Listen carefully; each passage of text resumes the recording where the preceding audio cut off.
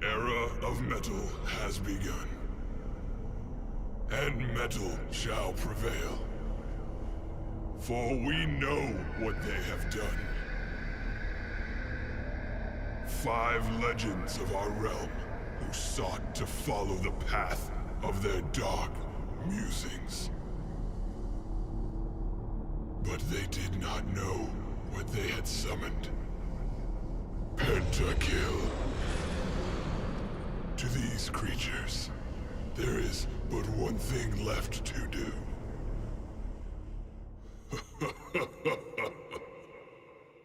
Heavy metal.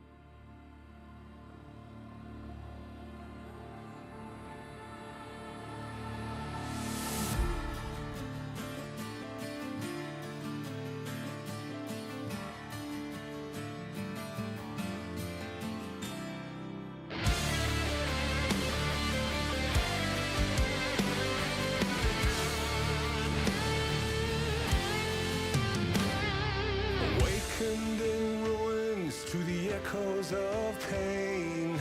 Vi sörger, cold and empty, lifeless remains. Vi sörger,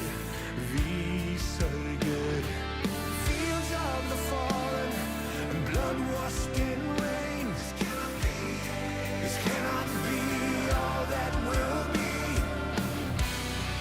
So you have torn this world apart. You came for our suffering. So we'll bleed, cut us deep, find the death that you seek. But just remember,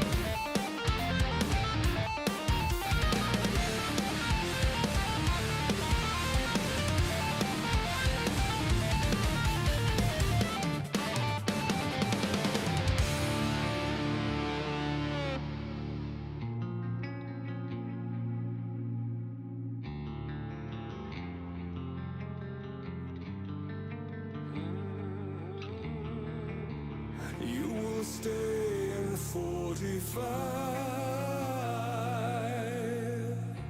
You will be our silent eye.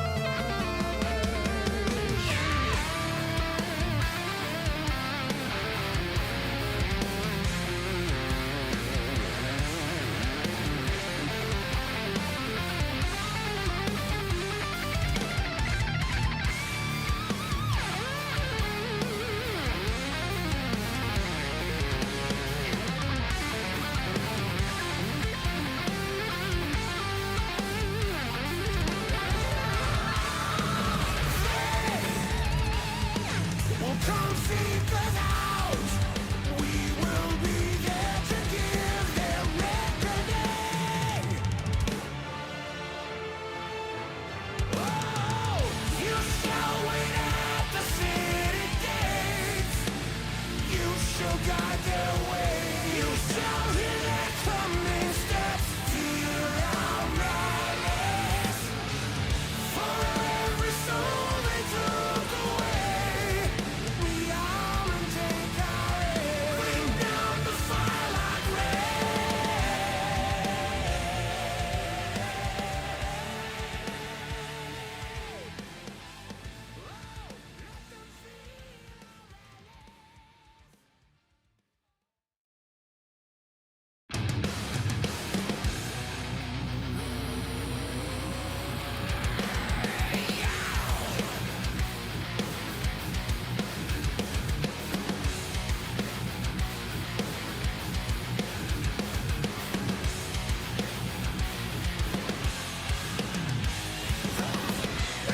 just another vagrant race. To think that we're standing in their way. Oh, face 'em up, face 'em up. For we are true to our name. Once, I steal a course. Strike twice, redeem this world. We'll take our bombs, we'll make amends here. Where they bring death, we must remain. Relive the pain and turn it on now. 'Cause we must live up to our name.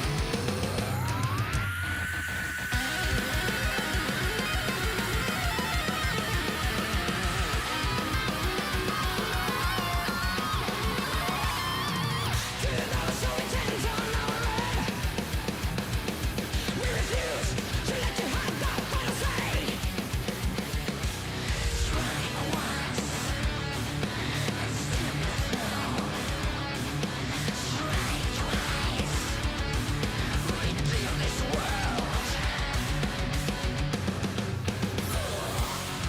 We'll take our bombs, we'll make amends here. Where they bring death, we must remain. Relive the pain and turn it on now. 'Cause we must live up to our name.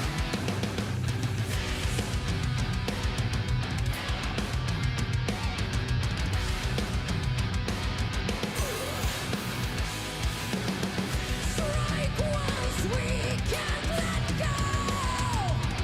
Strike twice, redeem this world.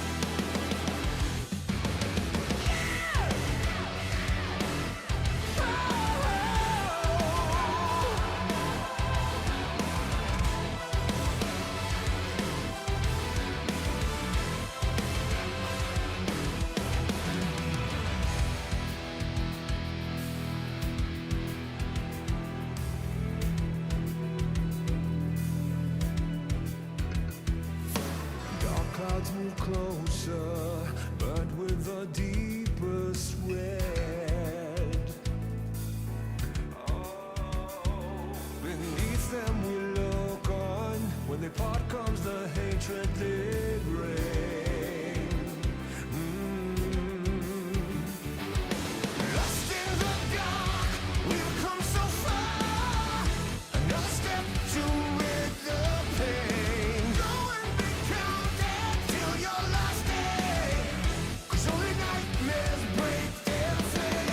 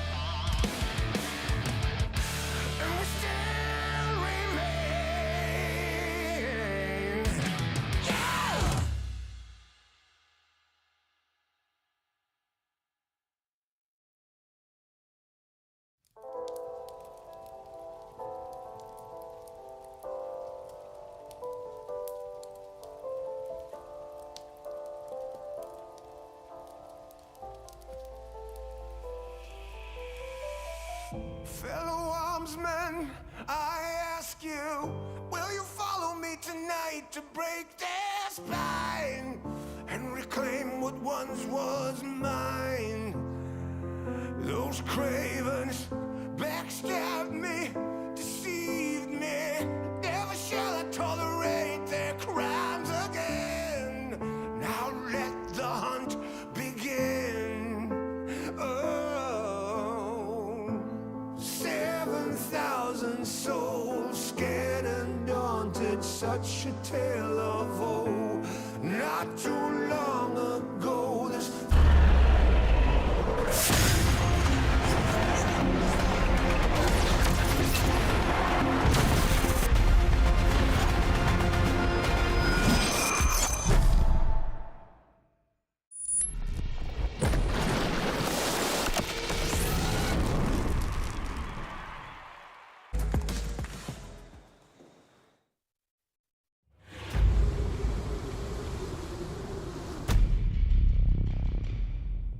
变革轰然来袭，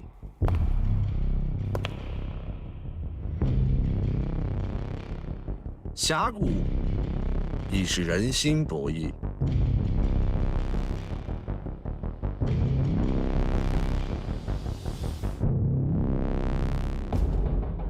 厉兵秣马，落子无惧。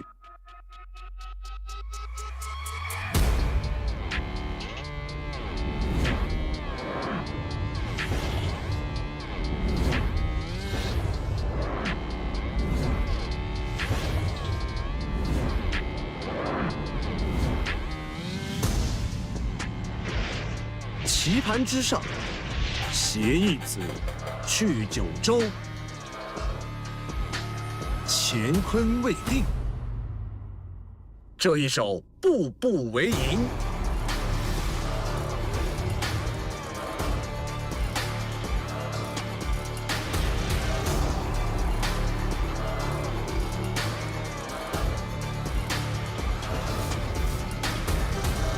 驰歌试马的少年们，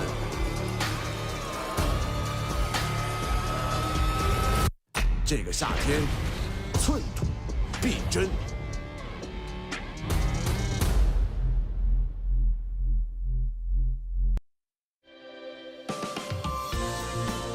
Welcome everybody to the LPL. It's day number 2 coming your way. As you can see, we are in Xi'an to start our day off. See the lovely ancient architecture of Xi'an. My name is Munchballs. I'm joined by Nymera as we head into day number 2 of our brand new format. Another day of fearless drafting ahead of us. It's so good.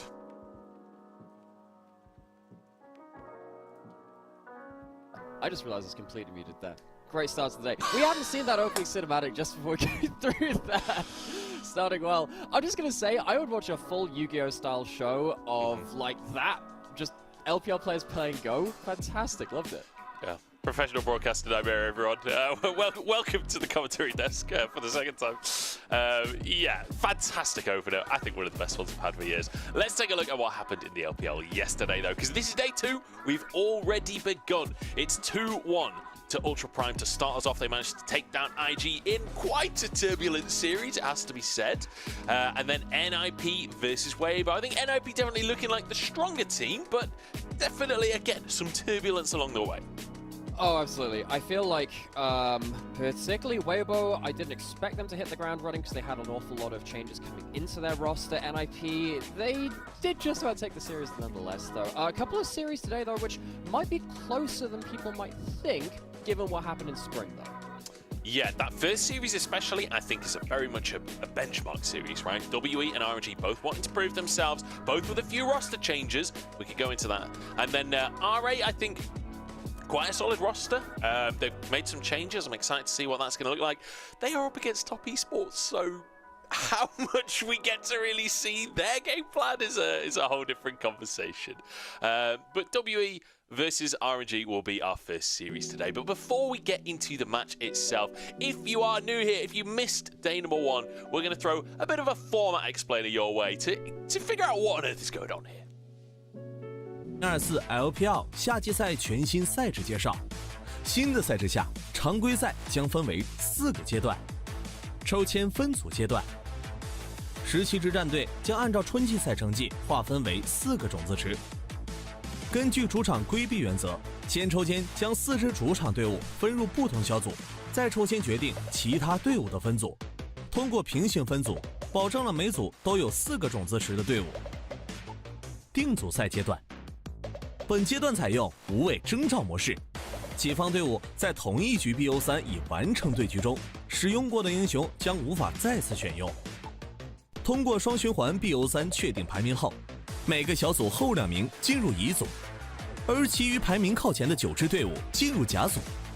组内赛阶段，本阶段采用竞技征召模式，在2组分别完成单循环 BO3 后，乙组排名后4名的队伍将直接备战2025赛季，甲组排名前7名的队伍则锁定季后赛名额，前2名更是身披复活甲，而中间排名的6支队伍将进入下一阶段的殊死一搏。抢位赛阶段，在 BO5 单败赛制下，6支队伍2-2对决，生死一线，争夺最后3张季后赛门票。最终角逐出的前10名队伍将向银龙杯发起最后的冲击。全新赛制下，场场皆关键，敬请期待。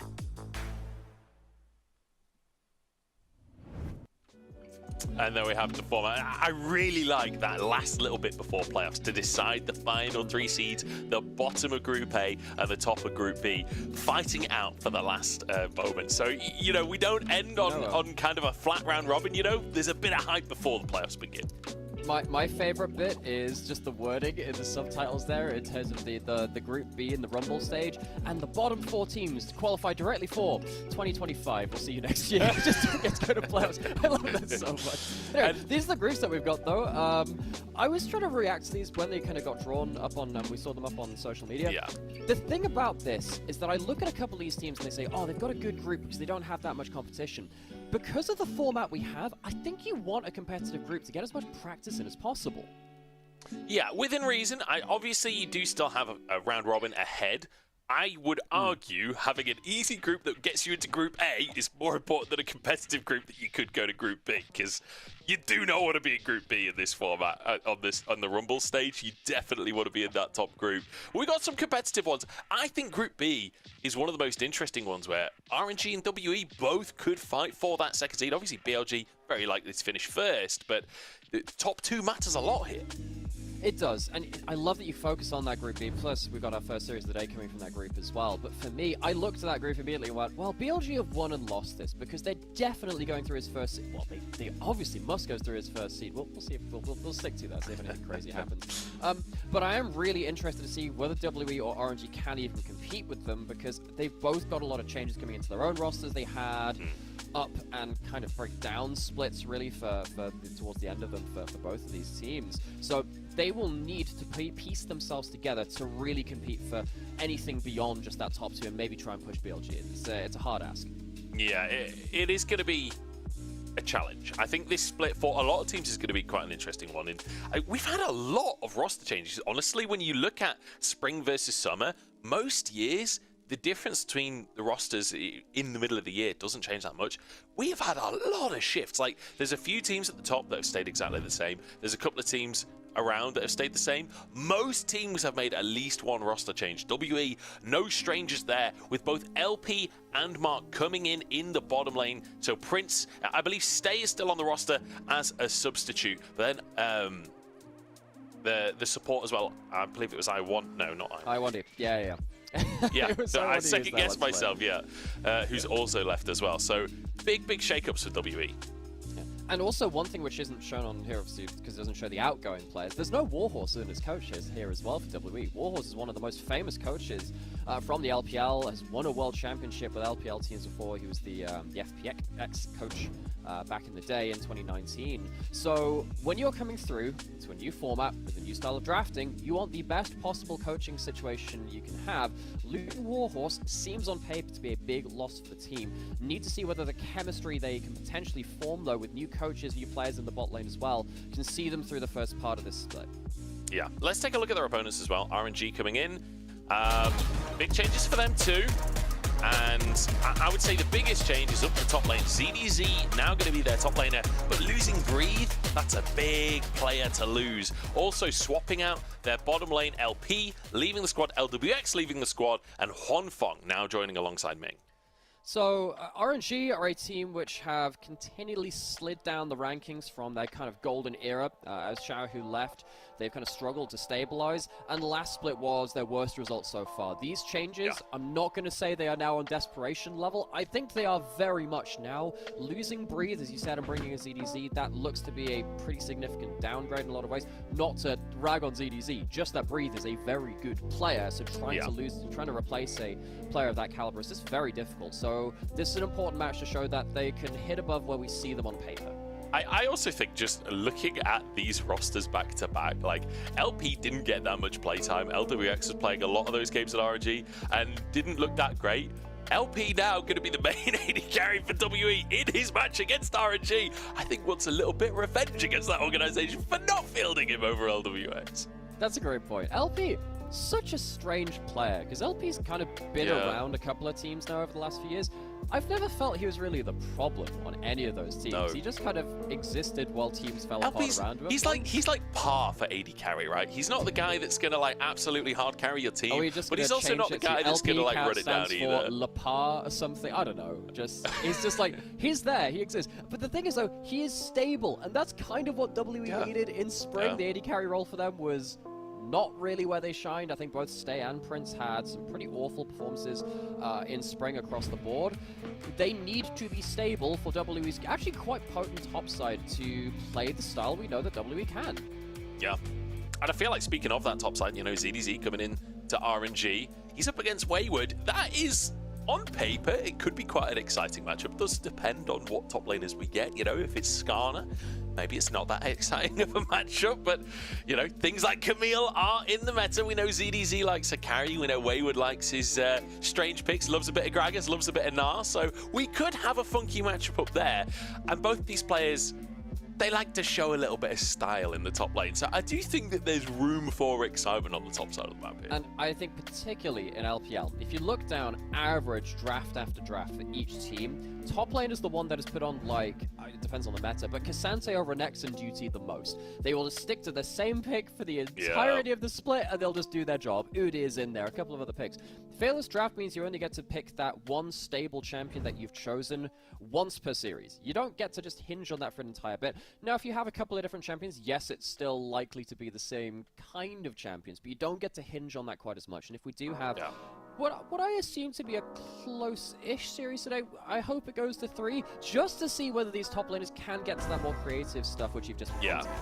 I will say, I'm a little worried with this format that we're going to have, like, Meta Comp A in game number 1 versus Meta Comp B, and then for game number 2, the teams just switch Meta Comps with one another. It's the illusion of choice meme. You've just got this double slats and it leads to exactly the same result. Exactly. We'll see as our players are going to come out to the stage. And again, like, RNG, massive failure. It has to be said in Spring. Like, the org's expectations are so much higher than what we've seen from them this year. I know the fans out there are pretty upset with the organization. Both RNG and EDG kind of in a similar boat. Obviously, RNG doing a bit better than EDG, but not doing enough compared to the expectation for this organization.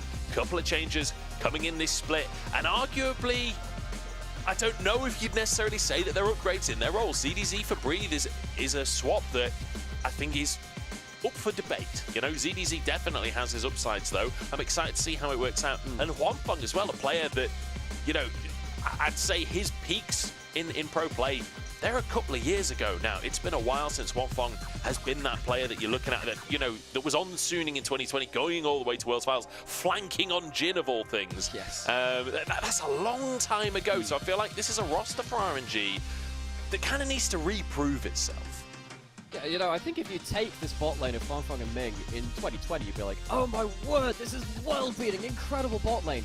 They need to prove they're still that caliber now. I think a lot of RNG do. I mean, Wei, similarly a player which has had some very high highs. He has kind of been one of the shining lights for this team, even in their darkest hours. He needs to be that again. This team has gone from being MSI winners 3 times over to now in their last 3 splits, finishing 7th to 8th, 9th to 10th, and then 14th. They have continually backslid. WE, they've been on the up a little bit, but even then, it's not been without their own troubles. Last split, they were penciled in as about a top 4 team. That didn't happen. They slid just towards the end of the split after some unfortunate string of results into the back end of things.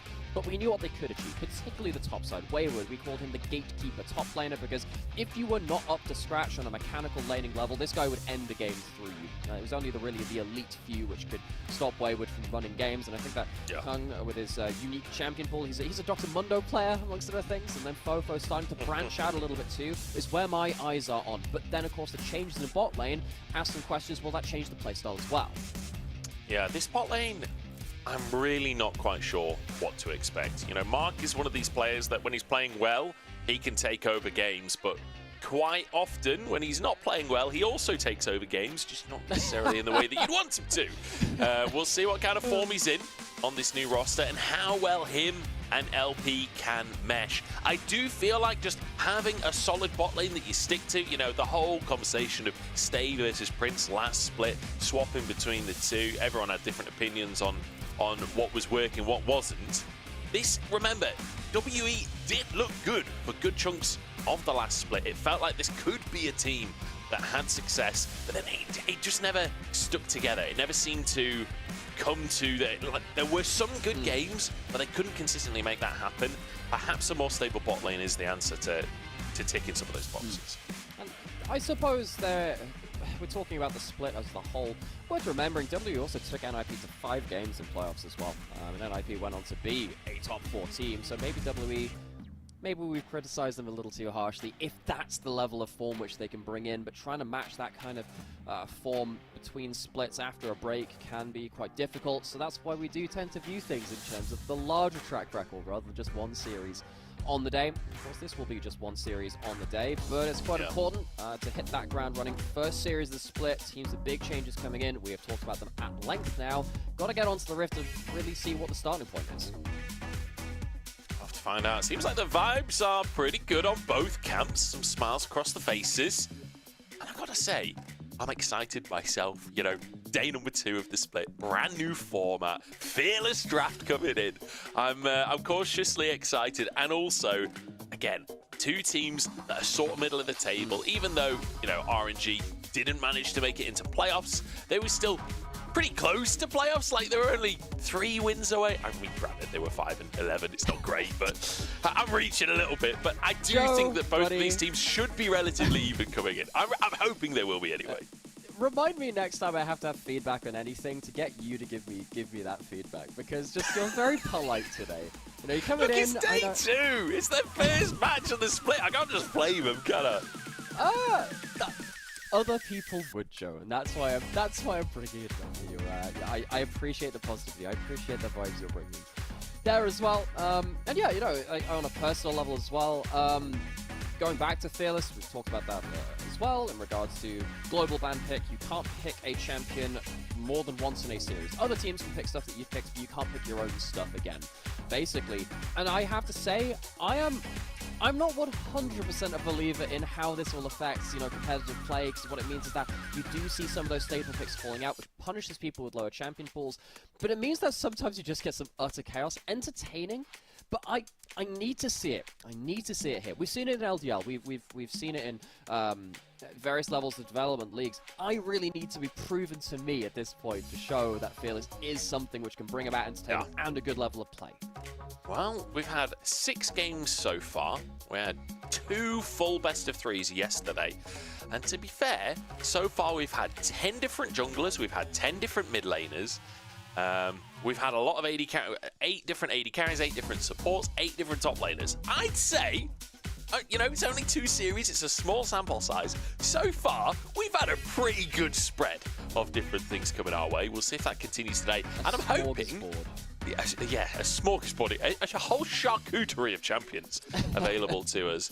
But I will say, I'm excited to see how the meta shapes up as well, because like in top lane, we've seen things like the Skarner, we've seen things like the Ornn coming out, the Cassante, but we've also seen the TF, the Jax, the Rumble, the Kennen came through and got a win as well. And it feels like in the mid lane, we've got slower control mages, but we've got aggressive stuff like New Corki that just wants to dive in and kill you. We've got Yone coming out, we've got Annie coming out as well. Like, it feels like all of the teams are still figuring out where they want to go with this match. I mean, even Jhin has been played. When's the last time Jhin was a serious contender professionally?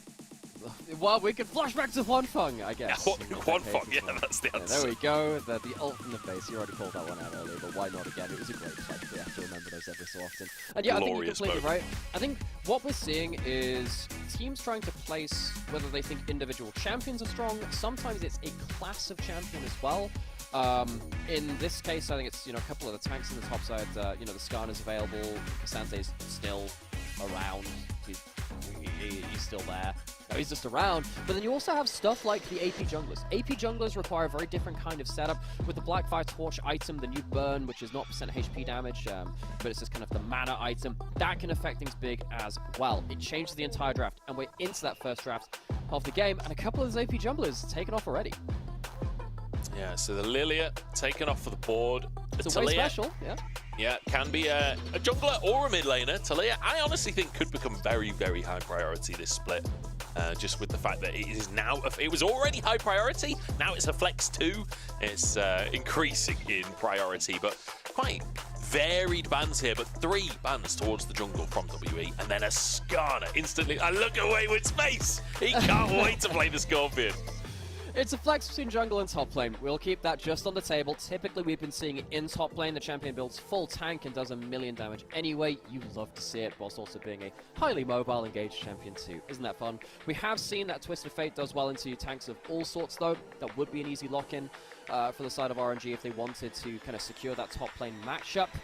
They're going towards the Varus instead. Now, this is actually quite an important point, because we've seen some big changes to kind of on-hit Varus is kind of dead now. It feels like the first strike poke Varus is now the way to go. Yeah, it's the fact that the poke Varus is going first strike now. So obviously, ranged use of Hail of Blades was nerfed a little bit. So first strike seems to be the go-to over Comet as well. But the fact that you just get 15 gold every time you proc the first strike, regardless how much damage you did, it's really easy to proc that for Varus in lane. You just blast that hail of arrows and boom, 15 gold in your pocket. It feels pretty nice. There were so many hobbies there, and when it's hung on the side of WE, you have to pay attention to a couple of them because he plays an awful lot of weird stuff. A couple of those AP farming junglers were hovered over. Instead, it's going to be that Maokai, and it's going to be the Tristana. So it is going to be that AP jungle AD mid laner, but more of the traditional kind that the LPL has built around for many years at this point. Fofo's Tristana, pretty powerful in that regards. It's very hard to beat the push now with the Talir off the table too. So in terms of mid lane picks, Tanya needs to find something that can at least survive lane and get some value in another way. You're not really beating that Tristana in terms of push. No, and I feel like Fofo, a very solid Tristana as well, very good alongside that Maokai too, so I think Fofo being set up well here. Tanya going for the Jace, which is something, you know, we've seen a little bit over the last year or two. I would love to get back into a Jace meta. It feels like a long while since we had a proper Jace meta. We'll see if that is going to be in the mid lane. It could go up top as well. I don't know if you want to take that into a Skarner, though, to be honest. No, well, the thing is, Jace is really good until someone finds a great way to all-in you. And the thing about Skarner is, you know, he presses his little charge button and he's all into you, and then that becomes a bit of an issue. If you can isolate the lane, I think it's fine in the same way that we've seen Twisted Fate be good into the Skarner as well. You can kind of deal with those tanks in at least a decent fashion. But the Jace in general has been a really big LPL staple pick for the last few years. I actually think one of the reasons why LPL maybe struggled a bit at MSI compared to last year's MSI was the fact that we were really good at Jace last year, this time around then. Having it come back into meta, that is a good thing for the region in general. I think what's going to round out these drafts. The AP junglers to combo up with that Jace now on the table. Aggressive bot laners banned by RNG, AP junglers banned by WE. Although I will say, Brandon Carthus both can technically be played in the bottom lane and have obnoxious win rates on 410. Obviously, slight nerf to the Brand bot lane, but there we go. Diana comes on through. AP bot lane, AP jungler, sorry. That's what we're talking about. So, Diana has been creeping back in drips and drabs. We saw, what, one game of it from BLG at MSI, if I remember correctly. Can't remember the last time it's played before that. Milky Way played a game of it in spring, I remember that one. But it's been few and far between. But as we said, AD junglers are back on the menu, which means that AP junglers are unlocked. That's often what gate-kept AP junglers from the meta. Jason, Tristana, LPL specials, and the Lucian Na'Vi, also an LPL special. You can have all the fearless draft you want.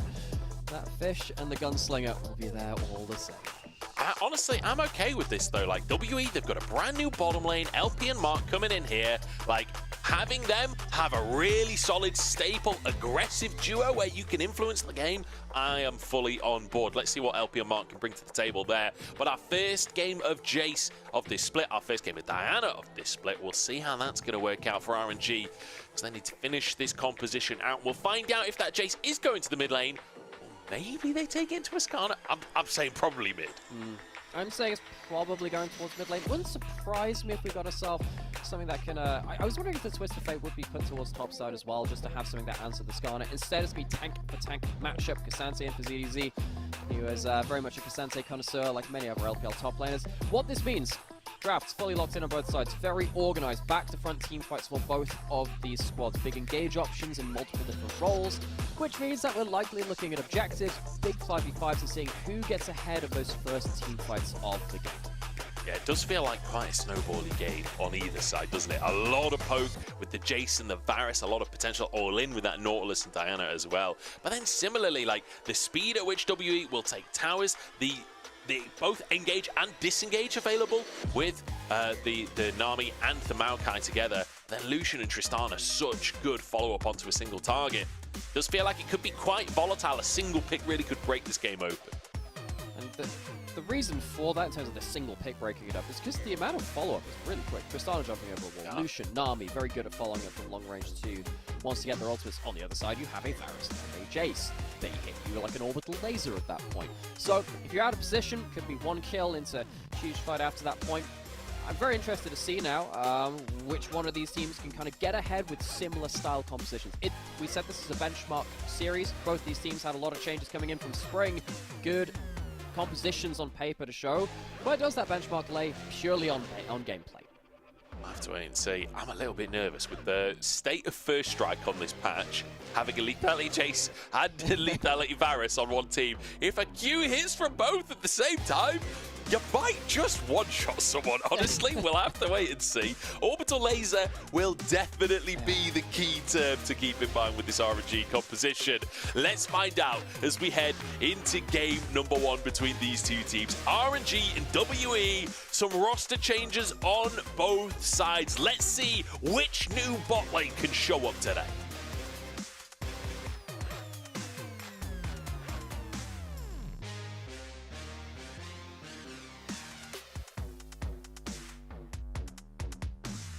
You know, I was waiting to see whether we're going to game that, Joe.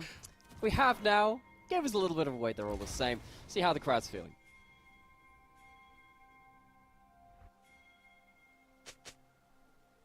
Well, this is awkward.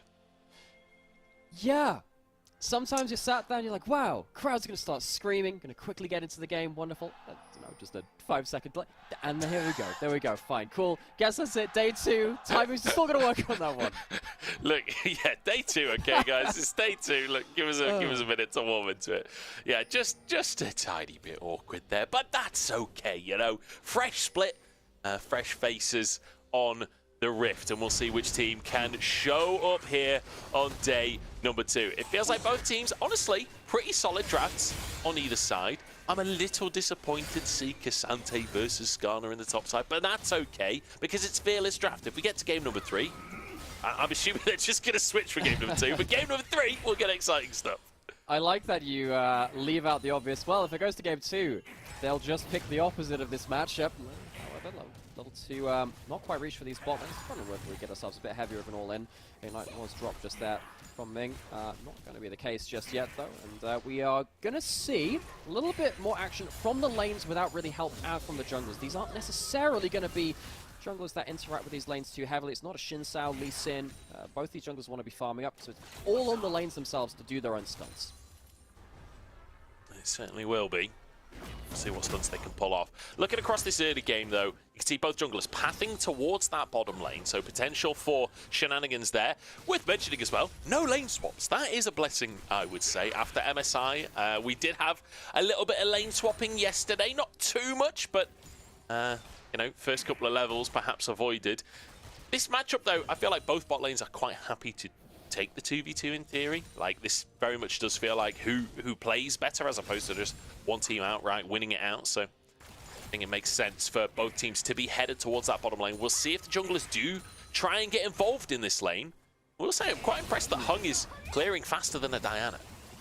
First clear, Marco's okay at this one. It's really when it comes down to second and third clear that things get really out of whack when the Diana starts to really just put on the afterburners. Diana is one of the fastest clearing champions in the game as you speed up a little bit into it. If you can play for jungle advantage sometimes here too. We'll see whether Wei can get ahead in regards to that. Of course, he is a player which has done an awful lot of hard carrying for RNG on carry champions in the past. Not going to be contesting this bot lane scuttle as Lucian Army's got the push down there early enough, but it will be scuttle for scuttle trade, and it's been pretty quiet. There isn't really much, again, as we say, that these junglers can do very early into this game. You're waiting a little bit until that happens. Yeah, he certainly are. Will be just resets on the bottom side. LP and Mark obviously having prio there. Does mean that Hung gets that bottom crab, gets to finish it a little bit faster and gets to go back to base. And Wei actually can go grab his chickens again. They've respawned at this point, or they're about to respawn at this point off the back of the crab. Got a ward onto the enemy Gromp. And he just continues with the clear. This has been a little bit of Farmville early on. Fofo does have the early push in mid lane and will take some hard enough trades. Tanyuan, he has a teleport. He uses the last of his HP to buy himself a free reset.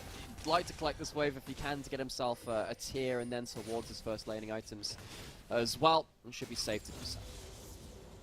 I will say there, Lethality Varus and the Lethality Jace both having to get the tier early does actually kind of slow down your laning a little bit while these can become aggressive picks. You do have that slight lull in the first few levels where you got to go for the tier.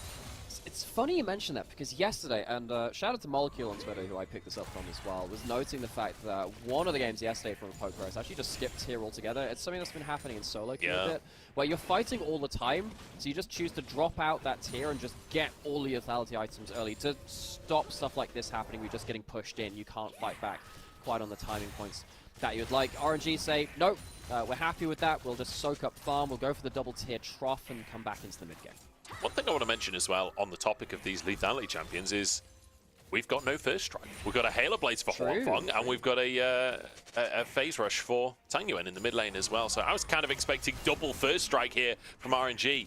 Neither of the laners opting for that rune in the end. But so far, actually, one thing I just want to quickly mention, hey, we've got gold differences on the LPL overlay now. Yeah! We take that as an absolute win. I think we saw that crop up during MSI course that was in China as well, so I think we've kept that one over, which is nice. We have the technology. Yes. Reminds me of the gosh, was that Robocop? Was that we have the technology? Was that it? I we got ourselves a Skarner absolutely as well. no idea, but neither does ZDZ. He's pulled underneath the tower, and nothing happens. Tags to the top lane. You love it. So anyway, Robocop, or wherever that was from, anyway, they have the technology to completely waste each other's spells and do nothing else in the top side. Gonna get ourselves Grub started up.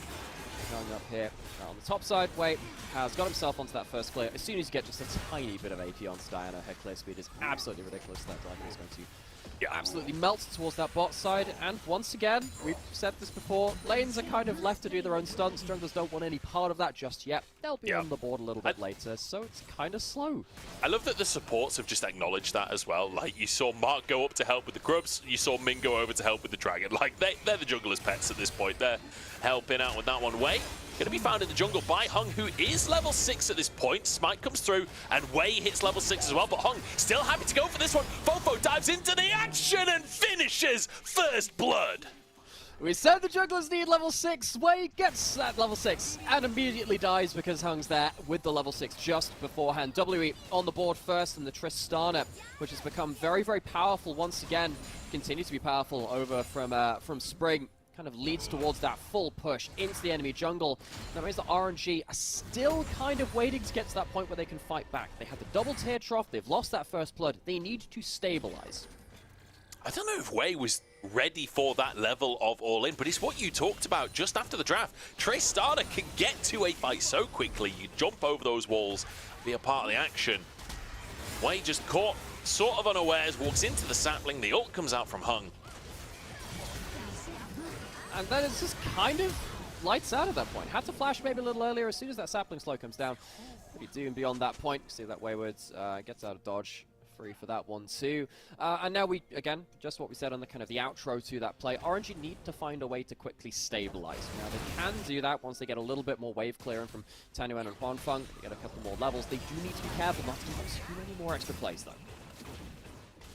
The buffs come out from Mark and Fofo. Very happy to use that advantage to bully Tang Yuan. It's a 10 CS lead right now in the mid lane, and Fofo working on getting some plates as well. Doesn't want to overstep. Knows Wei could be in the area. Ming, in the meantime, face checks and takes a healthy chunk for it. Culling even comes out down on the bottom side as LP just wants to keep control of the brush. They will be able to fight away for the control ward at least. I'm finding it quite amusing that LP, because of the way that the tag turns up there, is just Whelp! What's happening here? Whelp on the bot side. Yeah. When he's stood next to Dragon, he basically just looks like his baby at that point, because he's a Whelp. Yeah. Honestly, the fact that there's no space has always amused me. There are some interesting names. I'll not mention previous ones because often they're not broadcast appropriate, but that's a conversation for a different time. Right now, WE off to a solid start here. 3 grubs, 1,000 gold to their name and that first blood as well. RNG, it's the Drake that they've got to talk about, but a healthy advantage for Fofo, and on a pick that Fofo really has shined on in the past. Yeah, and I think that it's a champion that's quite easy to pilot in this composition too. Shove and run. No. LP, the Whelp needs to be careful. No! Whelp! Oh god, he's whelping now. Dived on, flashes come through, and Huang Feng finishes the job. Oh gosh, just caught out. Just didn't know where the enemy members were on the other parts of the map. Fofo has push in mid lane, but LP is not safe to push down there in bot as well. It's gonna, of course, leave an opening in mid lane for Fofo to get an extra plate in that mid lane. They'll be able to reset and go towards those grubs towards that top side of the map too. But RNG getting some extra gold onto one of these tier carries can help them again get to that point where they can start fighting back, getting to that stabilization they need. See if they can stabilize. So far, finding that pick will definitely, like you say, slow things down for WE, and also just building quite a sizable lead for Huanfeng in the bottom side. He's got his opportunity already. And one thing, they've already got that first Drake. One thing Lethality Virus is incredible at is setting up for Drakes. It's so hard to push into River when there's a Lethality Virus, and not to mention a Jace as well, blasting you with poke every time you go through those choke points. It's not like W don't have tools to deal with that, but that's definitely going to be the area of the game which I'm most interested in now. It's not like another game where we'd have a Twisted Fate split pushing and that opens up your options. I mean, you're still looking at these objectives. You're going to be walking into River one way or another. Both these are team fight compositions. W will have to use the one-item spike that's just about to come up for LP, the 1 to 2 item spike when you get towards Collector now. You're building that on Lucian, and then into the Rapid Fire Cannon. You have the Maokai ult as well. That's how you can kind of force your way in. Brute force the fight before the second round of cooldowns come in from these poke champions in RNG. Fofo moving into the mid lane here, but he's got to be cautious as Ming. Oh, must have been a pixel away on that hook. Fofo will be able to clear that ward. Hung in the area, and this is as Dragon spawns. That pick on Fofo would have been everything for RNG. That would have been really nice. At least they're still around to land a couple of arrows here and there. They're not into River first, though. That's important, because RNG, when they get into River first, there they get to start poking very, very well. They haven't necessarily got that positioning right now. WE, they're pushing in mid lane. Tristana's moving down into River. That's an easy access. RNG, what do you do? It's another Hex Flash. Well, Ming's still hunting for it, but 2 hooks thrown, 2 hooks wide. With a TP from Tengyuan, they're still looking to contest this one. LP pushed away on the bottom side. Mark moving up towards the rest of his team.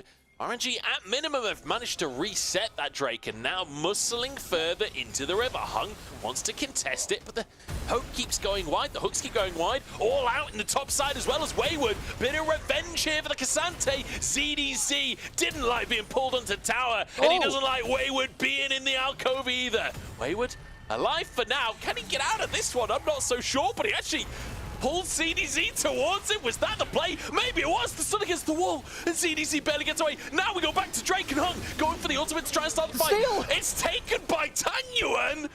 Oh, and Zero kills on the bottom side. I am so not understanding of what just happened there around that dragon. I guess just the smite shot flash combination works out there. WWE do have 6 grubs. They do have a Tristana though. So RNG, although they get themselves that neutral objective, are going to get smashed through in this mid lane. And because there are no kills going elsewhere, it is just going to be that dragon for turret trade. And you know what? I'm actually going to give the advantage here to Team WE. Opening up that mid lane so easily is very important for subsequent objective setups, even if they lost this one.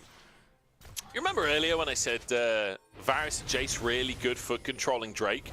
Yeah. That wasn't what I meant.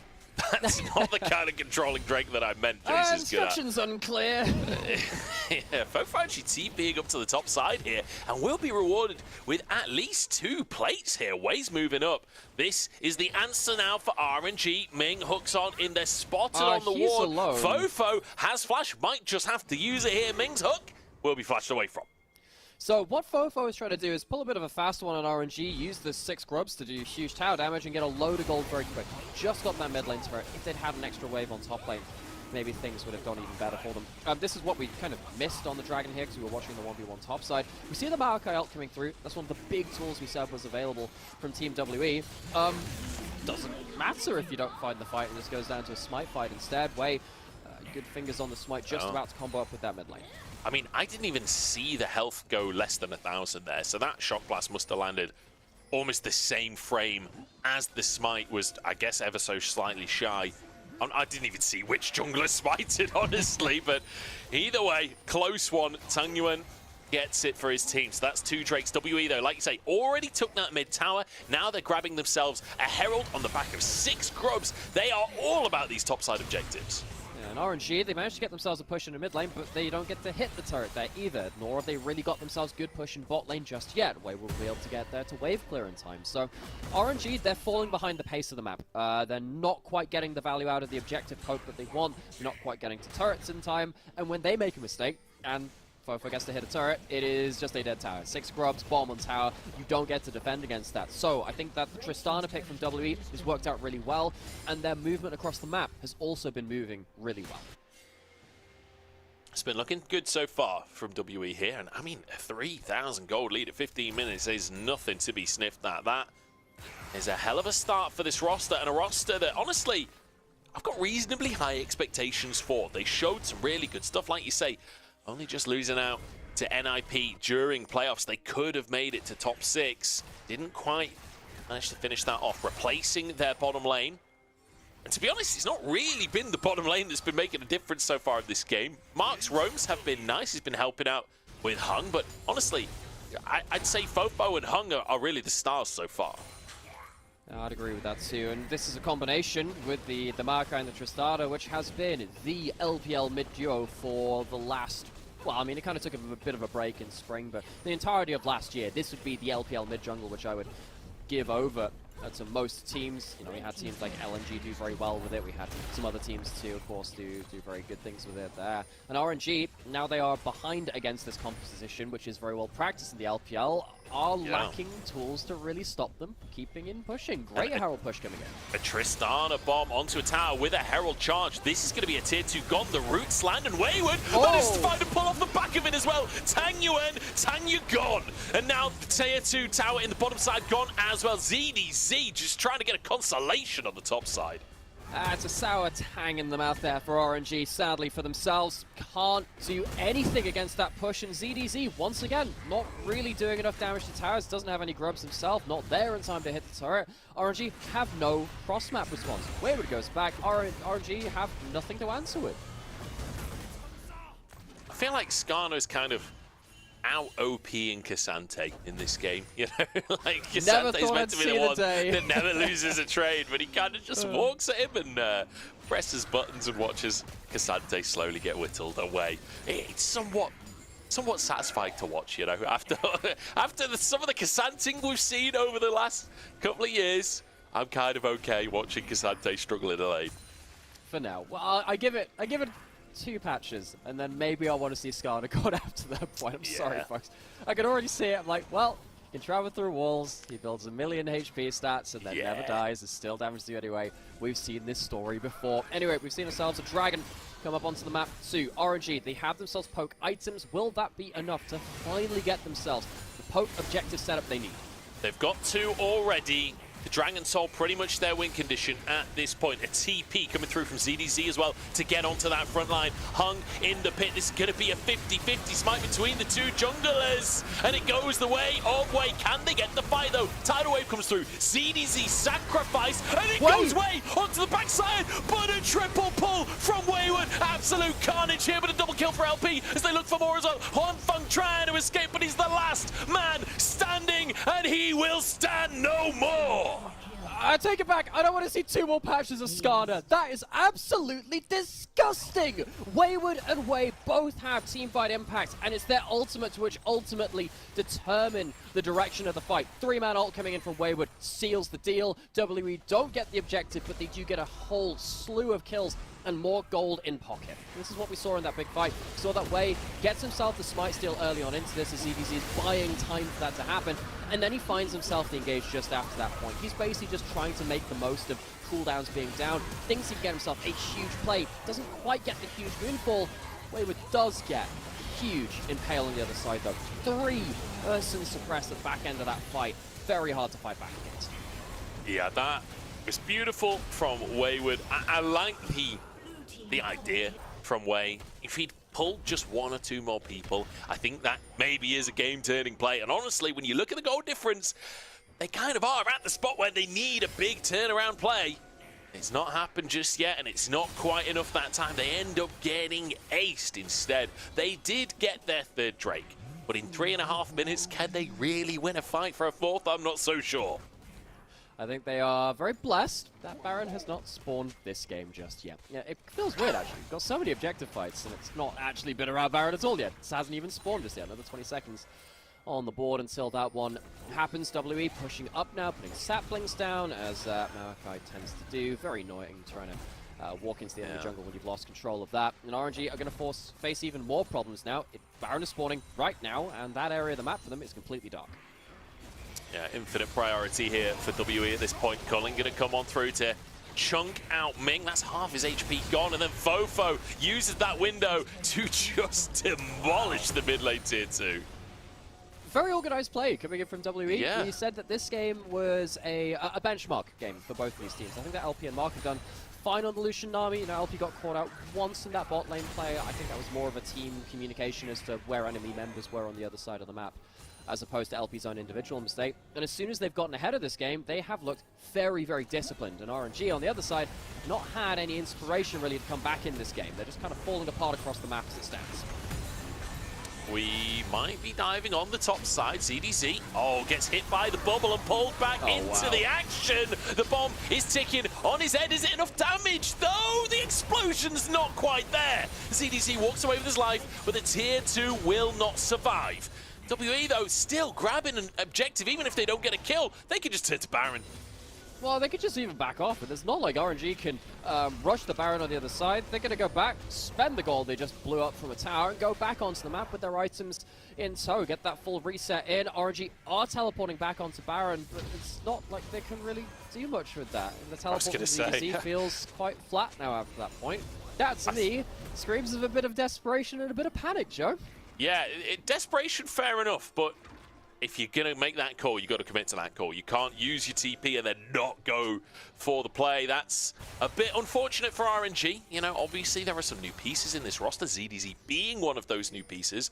So you can understand day number 1 for them being a little bit on different pages.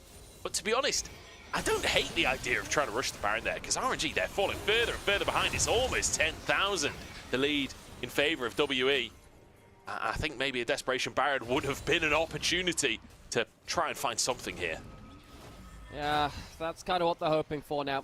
I think they're looking for Dragon Steels with a Varus Arrow, with a Shock Blast or something like that. I don't even know if it's going to be easy to get yourself in range for a smite. Baron has been started up now by WE and RNG. Yep. This might be one of their opportunities to turn the game, but they need to get in range to do something about it. And the thing is, it's our main characters again, Tristana and Maokai, just two-manning the Baron. Cullen comes out from LP. It's a little bit of a whiff as Hung goes in to start the fight, and instantly Wei is just removed, forced to flash away. In the meantime, the bounces of ZDZ and Ming trying to protect the team. ZDZ doing his damnedest on the top side. Hung taken low, forced to flash, but the heal comes out from Mark in the end, and Fofo will finish the job. One pick is enough, and WE go back to Baron. WE haven't needed to have the most explosive fights. All they've needed is a single mistake, and then the pressure they've built up the entire game starts flowing through the gaps. Going to get themselves that Baron. I don't know whether RNG can get down towards the Dragon in time to secure themselves the Soul. I think the best they're going to get is Scuffle after all of that as well. RNG have felt very toothless throughout this game. Yeah, and, well, they have been training some dragons. They managed to train 3 dragons. I don't think they're going to train a 4th, though. I don't think they've got the soul for it, if you will. WE, get a move back into the jungle, straight towards this dragon. I read the books of How to Train Your Dragon as a kid, by the way. I Very didn't even know different there from were the movie. books. There were books. They were beautiful books. They were great. Just throwing Is it the out main there. Scottish character American in the books as well? No, it's a very English book, actually, slash... I think it was an English book, either way. I really enjoyed it. There's less training of dragons in this one, really. It is, again... Well, there is the Dragon Trainer Tristana, I guess, potential. Sadly, don't see that one. It's how to kill your dragon here. And RNG, as you said, not going to be on the board for that one. Yeah, unfortunately.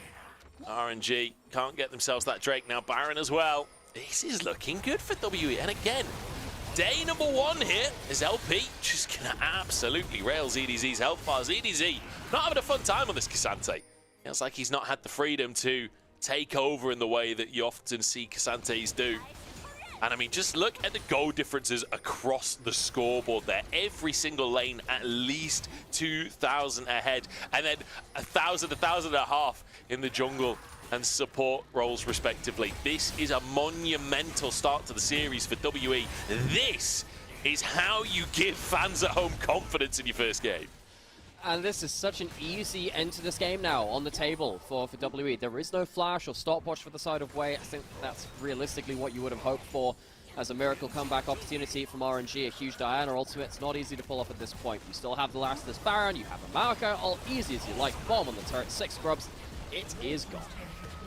It's so easy to take these objectives. Teleport. Now ZDZ has gone for a very, very deep teleport. Ming might just die before ZDZ can even get into the play. WE now corralled, but they can just turn onto ZDZ. He's just not that big of a threat just yet. And that's 4 people climbed on top of him. Wayward's barely even taken damage, and now he wants to go to Wanfeng. Looking for the ultimate, potentially. Wanfeng has flash, though. Wayward realizes that's not the angle, goes for Ming instead. But the rest of the team, not even looking.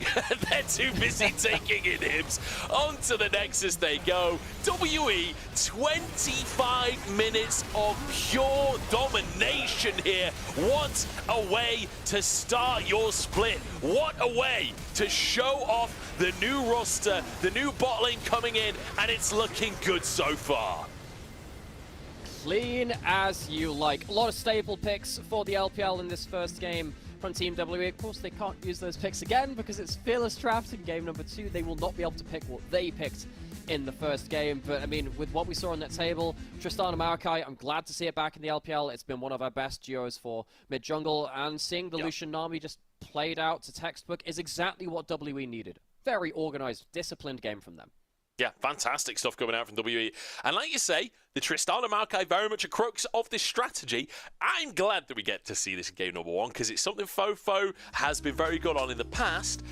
And now we have to see Fofo do something else because we're in Fearless Trap. Let's see if WE can change things up. We're going to jump into a break and then we'll head to game number 2 and see if RNG can change things here because game number 1 was pretty one-sided.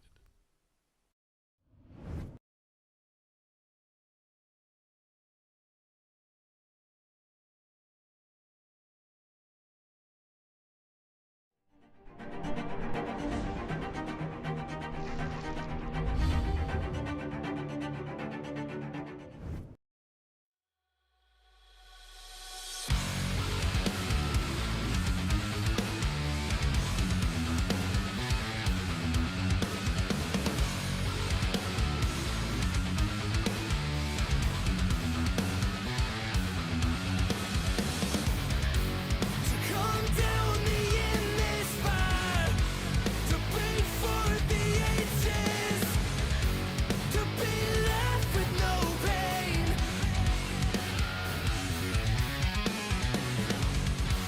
You'll see your vision's eye, and give your body to the fire. It's true that you were born to die. So now we search to spirit free. Let the lifeless clear away. For we have come to save you from your pain. So let your voices scream.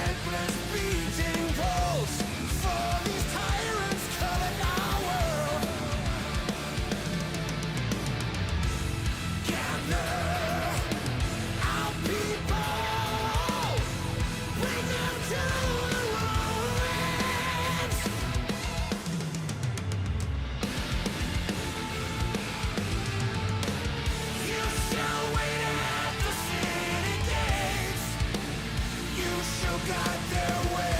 You shall hear their coming steps. Feel our malice. For every soul they took away. Rearm and take our aim. Bring down the fire like rain.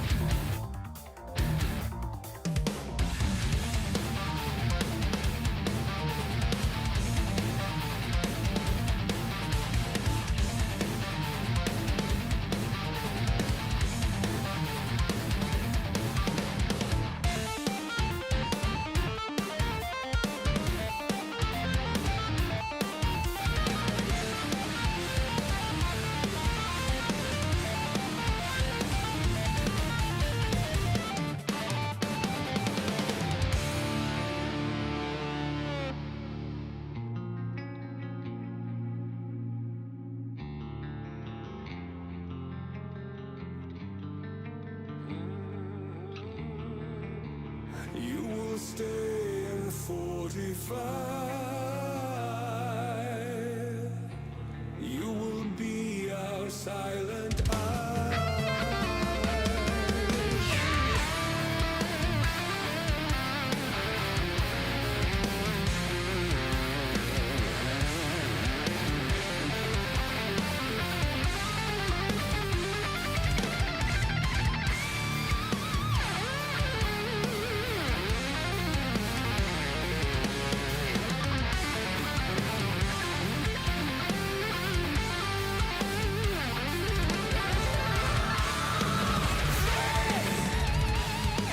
Will come seek us out.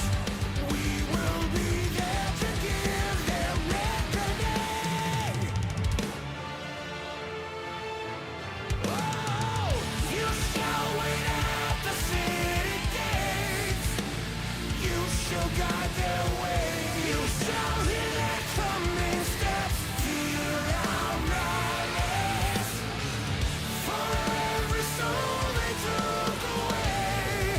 We arm and take our aim. Bring down the fire like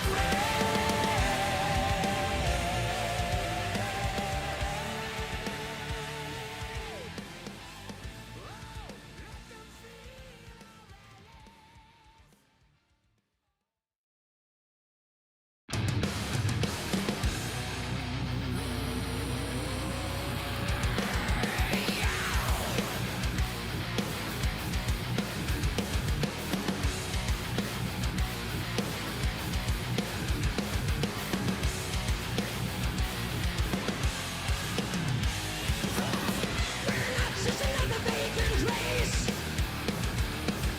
To think that we're stand in their way. Oh, face 'em up, face 'em up. For we are true to our name. A stealing course. Strike twice. We deal this world. We'll take our bombs, we'll make amends here. Where the ring down, we must remain. Relive the pain and turn it on down. 'Cause we must live up to our name.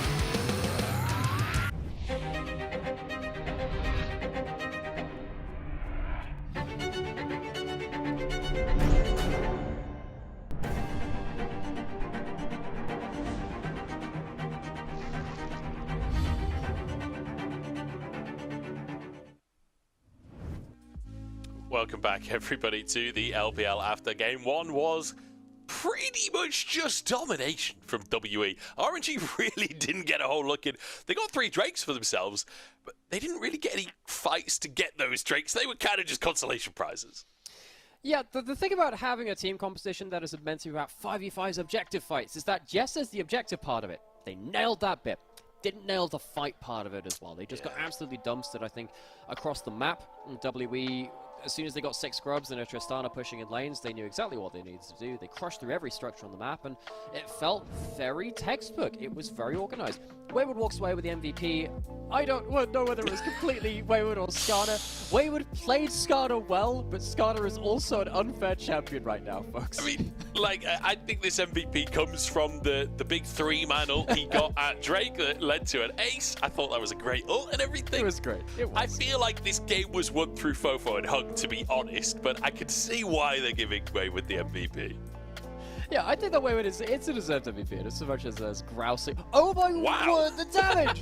Okay, what I take it back. Skarner I take it back. That? Yeah. Okay, I was going to say, oh, we're grousing about Skarner. It's definitely that. I mean, it was a good game from Wayward. I think we saw Breathe have some excellent games on it. It's Fearless now, game on it yesterday. The champion can do an awful lot in terms of being that front line and being an initiation, and apparently a damage threat too. Yeah, apparently so. I suppose a lot of that, obviously, you get to wail away on a Cassante during the laning phase, and realistically, there just weren't that many fights. Like, this was a very one-sided game in favor of WE. Like, a lot of pressure coming out from the Lucian in the mid lane to just chunk people out so that there were no fights, and this Tristana being used really effectively. Like, it felt... I think the thing that impressed me with WE here was these pushes were very coordinated. You'd have like the tidal wave and the Maokai ultimate used to zone people away immediately. The bomb is on a tower. That's a tower gone. We back away again. While there were resources, they go in, get a bomb on, finish a tower, get out. Like they felt like very clean tower sieges coming out from WE. They didn't overstep. They didn't just force fights. Like I like that as a game one look. That gives me confidence. It does, but Joe, can they play that composition again? No, they can't, because it's Fearless Draft, so you're not able to pick any of the champions which you did in a previous game in that series. You can pick what the enemy team picked, but you can't pick anything you've done yourself. So that means no Maokai Tristana, which is a very unique combination from that mid-jungle. I think that's one of the only mid-jungles that can play the way that it does. Same with the bot lane of the Lucian Nami, being able to jump forward with the 1-2 item combo, and the way they do is very unique. So now this is where we get to see whether teams have prepared adequate amounts of strategies to walk away with full series rather than just individual wins. We're getting into this second game, I think particularly for me, eyes on WE to see if they can replicate the very organized play they did in game 1.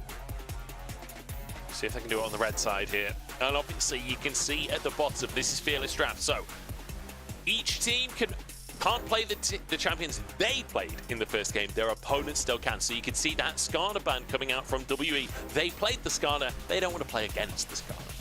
Okay. Now, RNG, because of that, we're in a bit of a weird situation, because typically, when you look at Ashe locked in first, you have 2 pairings right now you want to pick there with Kalista and Varus. They have picked the Varus, they can't pick that one. Now, what happens if WE picked themselves a Kalista lane? They could deny one of the better Ashe lanes on the other side, because, of course, the Varus can't be taken by RNG, and that's exactly the logic here. I love to see the adaptation to Fearless Draft being put in. Absolutely. One thing I will say, Ashe can also just be played as an AD carry on this patch. Like, Ashe actually reasonably strong as an AD carry, so I'm curious. Maybe Huanfeng goes towards that. It's a pick that he's played historically, you know, years ago when it was in the meta. We'll see if perhaps that could be an option for RNG. Interesting to see the Jace ban as well. We've not seen any other team play the Jace aside from RNG in game 1. Fofo gonna go back to comfort. He's had his game on his Tristana, now he's on to his way. You know, a couple of years ago, even just last year, Fofo felt like a player that had a couple of champions he was great on, and then the champions outside of that started to fall off. I think the last split or two, though, Fofo started to break out of that kind of mold, and I think that the Hui has been a big part of that, though. But on the other side, it is Karthus, it is Tristana, it is AP AD mid-jungle. We said that as a big hallmark of the meta. This time, though, the damage is really going to be coming from Wayne. Really, really is. This Karthus, if you've not seen it, if you've not played against it on this patch, my God. I mean, even if you've been living under a rock, his laser beam from the sky will still hit you through the rock anyway. Yeah, Black Fire Torch is a problem on this champion, and it can take over games. Hung, though, going for the Nidalee. This has been one of the most picked junglers in the LPL. In fact, with this pick, I think it is the most picked jungler in the LPL so far. All about these AP junglers, and Nidalee, the carry for Hung. Okay, so now the game plan is going to be shut down the Karthus if you can from WE. Nidalee getting into the enemy jungle can do that if you find the right options, but you're going to need to have a couple of lanes to leverage off for that. The fact that they've got a Kalista in bot lane gives them some hope down there. I do think the Tristana is going to be losing push versus the Hui, though, in the mid lane, so I'm a little bit worried that Tanyuan and Bonfang will be able to stop Hung being able to use the Nidalee's early game in a way that you kind of need to versus their Karthus. See if they can find that early game, like you say, get those invades off, try and deny something from the Karthus. Leona going to be removed from Mark. Mark obviously playing the Nami in the first game. Nautilus gone, Leona gone. Those are the two champions that I think most people kind of associate with Mark. We'll see what he still wants to go for. Things like a Rel could be available. He even hovered that in the previous game. The Draven take it away to make sure that Huanfeng doesn't necessarily have a comfortable pick. Obviously, Draven, a bit of comfort for Huanfeng, also very good alongside Ashe support. I think that another thing which I'm questioning now is while we saw a Kennen being played yesterday, Kennen got a couple of changes, so he no longer has that miniature stop when he ults. I was wondering whether that would come in from Wayward or maybe a fifth pick. Something like the Camille also would have worked. He wants something that can get onto the backline. The backline flanking threat for Wayward. I think if you can blind pick a good support here, that then sets up for Wayward to have a flanking threat on pick 5. Blitzcrank would be interesting, wouldn't it? Because it's It very would be. good Ballista. against the Ashe support. You've got Ballista, yeah, absolutely. That's a classic combo right there.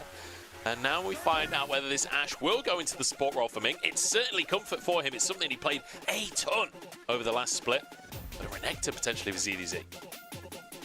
Okay, Renekton in there. Okay, we're set up for a Wayward counter pick now. Let's see what we're going to have for the support already. Carry pick from RNG. Ashe support has been, of course, the real dominant style of this champion. Can go towards that AD carry, as you've been hinting at on the other side, though.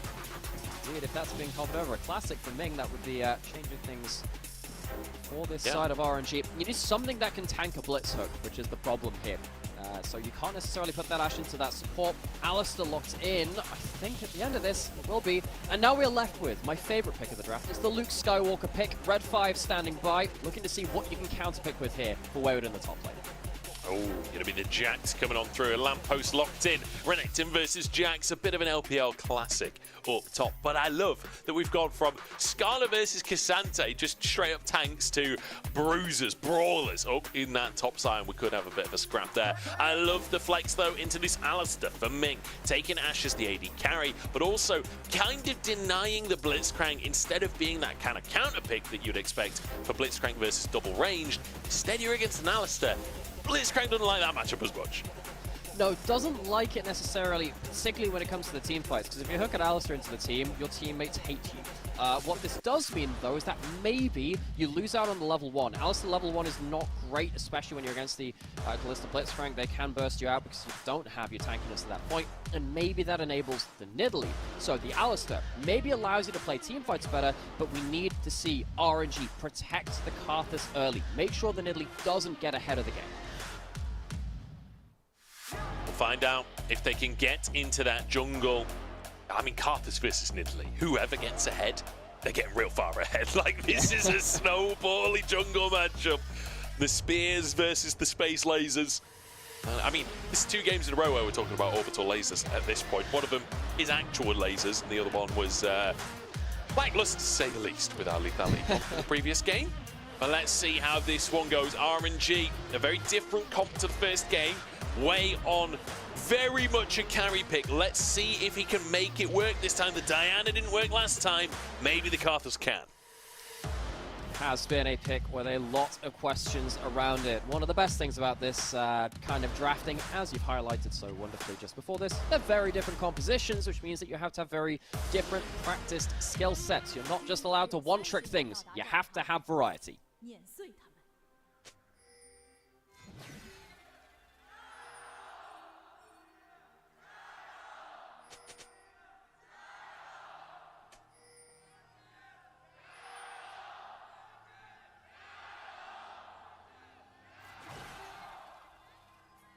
A reasonable amount of support coming out for both teams here as we head on to the Rift. Hung moving forwards, looking to get some vision down. Ward spotted by Tang Yuan, so they know that this information is there. Fofo getting a little cheeky mana flow band proc there. Doesn't have first strike, so I won't get the gold, but hey, a little bit of mana, you'll take that. You know, the amount of times I've died for a mana flow level 1, it's worth it every time. You won the game, there we go. Guess I stacked that one up earlier, and we need to see how this mid lane push is going to go. Level 1, you tend to do pretty okay with the Hwei push early on, and as you've just reacted to on the bot side, 1,000 games of WE in the LPL. The second most games of any organization in the LPL. They may not be one of the orgs that is represented as the most internationally, not for a lot of years, but still one of the most storied organizations in the LPL. Their 1,000th game coming on through. And now a flash forward from Ming. Level 1, Alistair finds the double knockup. Mark trying to answer onto Wonpong, but LP is so chunked already. What a start to the lane for RNG. What happened with LP there? It felt like he missed an auto attack or something, maybe cancelled it and couldn't hop backwards. Gave Ming the ability to get in there into the 2v2. Need to see a replay of that one. Hope that one comes up, because I feel like LP just missed position and didn't get the auto attacks he needed to hop out. That's cleanse used as well by LP as well as his flash. So honestly, Ming's going to be over the moon with that one. Hung finishing off the Krugs here as Wei arrives on the scene. Hung just flashes immediately, and Wei flashes after him, but he hops over the wall, and now Ming trying to close the gap, tagging you in there to try and cut him off. Hung jumping towards the mid lane. Fofo nowhere to be seen. He's abandoned his jungler's shield at the last second, and Hung will get out with his life. I mean, was it worth it for the Krugs? I think all of this changes because of the bot lane. Because of the bot lane play early on, I think that the backup from W's bot lane wasn't coming. Maybe it could have done another situation, but doesn't here. Now you've been chunked out, though. That's not just one camp down, that's two, because it's Karthus, and Karthus doesn't really allow camps to exist within his near vicinity. Yeah, that's going to be 2 camps lost for Hung on the bottom side, and he got half of Krugs. He didn't even get all of the small Krugs or anything, so you can see already over a camp behind, just a camp and a CS there. Kids, as, don't do trade Krugs. crabs. Stay in school, don't do Krugs. We've learned this the hard way. Wei is now very far ahead of the game. Not even just little Krugs, not even the gateway Krugs. You know, you definitely stay away from the big ones. Hung learning that one the hard way here. Ming, he wants it again. Remember, Hex Flash in play. That is very much an option for the Alistair. Using that flash, not too big of an issue for you in the laning phase. You're very happy to have Hex Flash up. Reminded me of when we had the set Alistair Rel meta of, I think that was 21 MSI, something like that. I think Gragas support was also a thing back then. It was a weird time. Where all of these supports didn't actually care to have flash as a summoner spell, because arguably Hex Flash is better for them, because they can just use it every wave on cooldown. It was a fun time for supports going in and engaging onto people. So we get to see now Ming, on one of his most famous champions of all time, I think this Alistair definitely classifies among that, with a decent start to the game, and see if he can take it over. And I think, honestly, with how the bottom lane went in the previous game, having Huanfeng on one of his signatures as well as Ming having a signature pick, feels pretty good for this new duo on RNG to have an opportunity to kind of prove themselves a little bit. LP massively behind after this early game. Hung going into the enemy jungle once more, trying to find a 1v1 with Wei, but misses the spear in the end. Couple of small chickens, but Wei gets the smite onto the Mega Chick. The Mega Chick. I like that. That's cool. I'll steal that one for future use. But all the same, I mean, it's something away from Wei, but this is bare minimum, taking something away from the Karthus. The problem is, you already gave up those the camp kills on the other side. Well, Hung going back in towards mid lane, not able to land the unassisted spear though. Quite hard to do those ones. Feels like the early game Nidalee plan hasn't quite achieved what it wants to do right now. I mean, we're getting to the point now where Wei will just be, again, hoovering through camps. So far, so good for him. He's pretty far ahead in the jungle, it has to be said. 15 CS up currently, as Dragon is up onto the map. I don't think either team looking for that straight off of the bat. I'm curious if either team does try and go for these grubs. Right now, ZDZ very much got the priority on this Renekton. He's level 6. Wayward just now dinging 6 as well, but Renekton at level 6. Arguably the strongest point in the game for the champion, honestly. He's so powerful in these early skirmishes. I think once Herald fights became the meta, and then when we came around to kind of the grubs kind of being very important to you, Renekton just retained this ability to just say, well, it doesn't matter if I'm crap at all other stages in the game, even in some metas where that was true. As long as you have one good fight around this point, it can give so much value to your team. Having that top side push allows, and of course the Tristana pushing in mid lane as well, allows Karthus to go over here. Again, Karthus clears like an absolute monster.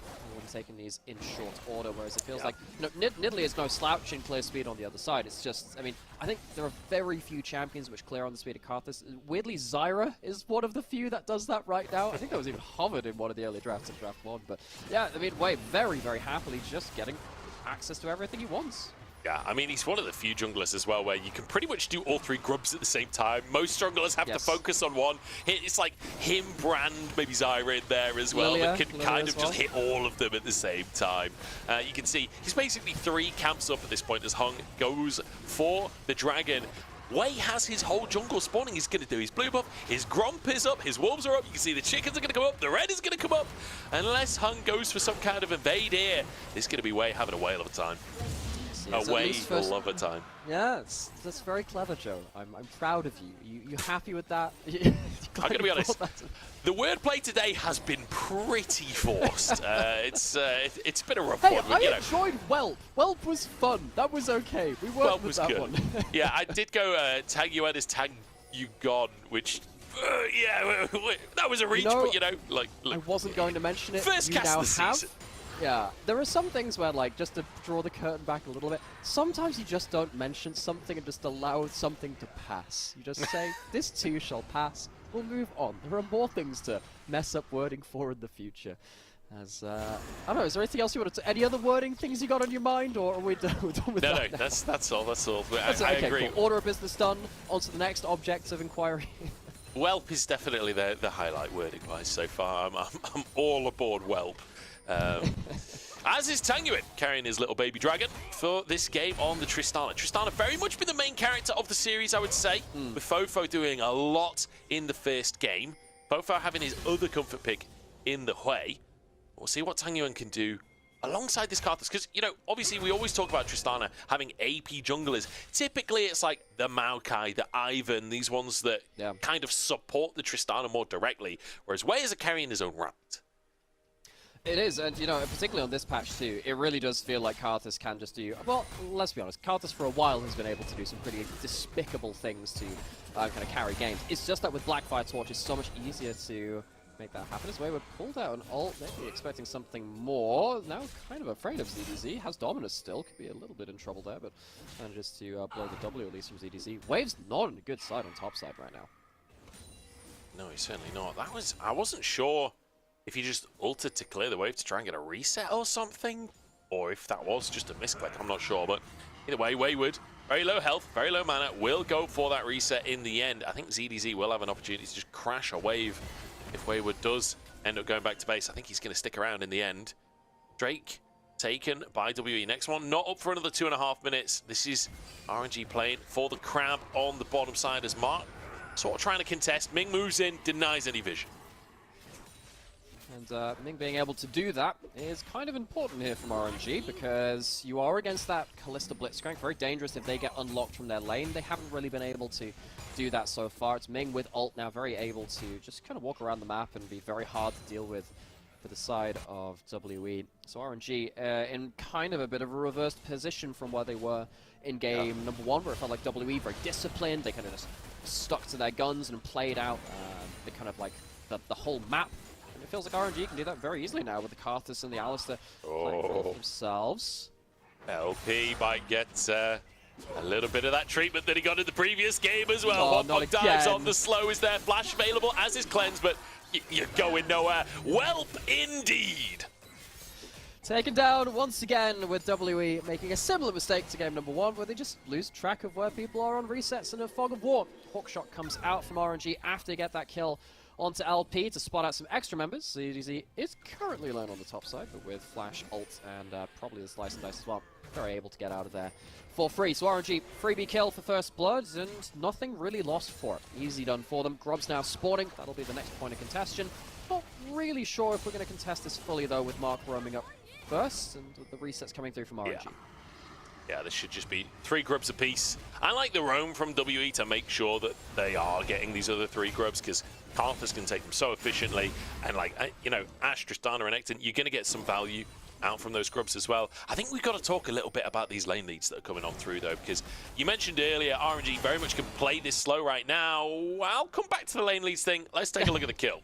Well, I mean, this helps in regards to lane leads. I mean, Mark is spotted up in river clearing that pink ward, spotted putting a ward in Tribrush, and is spotted not coming back to lane, importantly. That means that RNG, by kind of contextual information, know that LP is alone.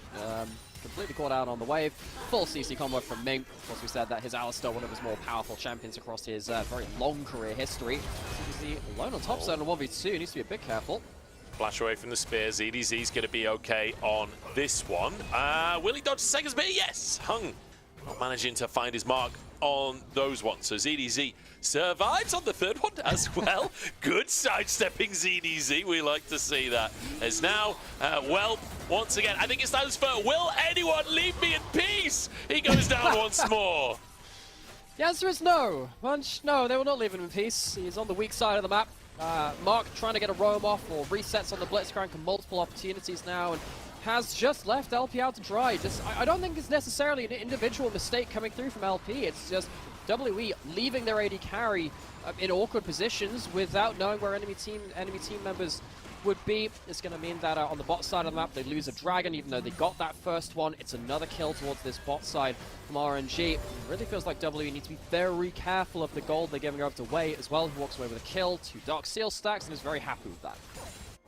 I'm wondering if this series so far, like if RNG just continue to gradually snowball like it feels like they are, if this ends up being one of those series where we've got middle of the table teams who know how to win a game when they find the lead, but when they start to fall behind, they really struggle to impact the game. It does feel like RNG is starting to peel ahead, and it doesn't necessarily feel like WE have had much of an answer just yet. I want to see something out from Mark. You've got a Blitzcrank in your roster. Let's see it used. Ming moving up to the top side to try and protect ZDZ, who holds the wave away from the tower to deny the dive. Really dangerous. It's a really hard dive to pull off here. Ming has ult, ZDZ doesn't have his, but there's also an Ashe Arrow potential coming through if it had lasted long enough too. So WE realistically not able to leverage anything towards topside. RNG know that, so they send Tanuen solidly into the spot lane turret. They will be the ones opening up that one. It's not a 6-scrub Tristana this time, so it's not going to be the same level of tower destruction as we saw in game number 1, but still demolition nonetheless. I just want to mention one specific lead on the scoreboard right there. LP is 1,500 gold behind Huanfeng right here, and that ain't a Senna lane. That's the kind of gold difference you expect from a Senna. That's a Kalista. That's a champion that's meant to dominate the laning phase. Huanfeng miles ahead at this point in the game. We'll see if LP can really get back into things. He's on his 1-item spike. This is where the lethality Kalista really hits like a truck. It can really hurt, and what we can see here is Herald being started up, but Ming can face check with ult. You see that Mark is not pulling that hook, doesn't want to pull the Alistar into the team, needs to find a way to thread the needle past the Alistar. See if they can find it. 4K on the Herald. Wayward moving in as well. Ming wants to try and push forward, but with the spears there and the smite, this should be Herald. Oh, 84 HP. They do get Herald in the end, and now the engage comes out from Ming. Hung trying to escape with his life. The eye of the Herald is abandoned as Fofo is found, and the Sky Laser lands. Hung survives, but it's 1 kill onto Fofo.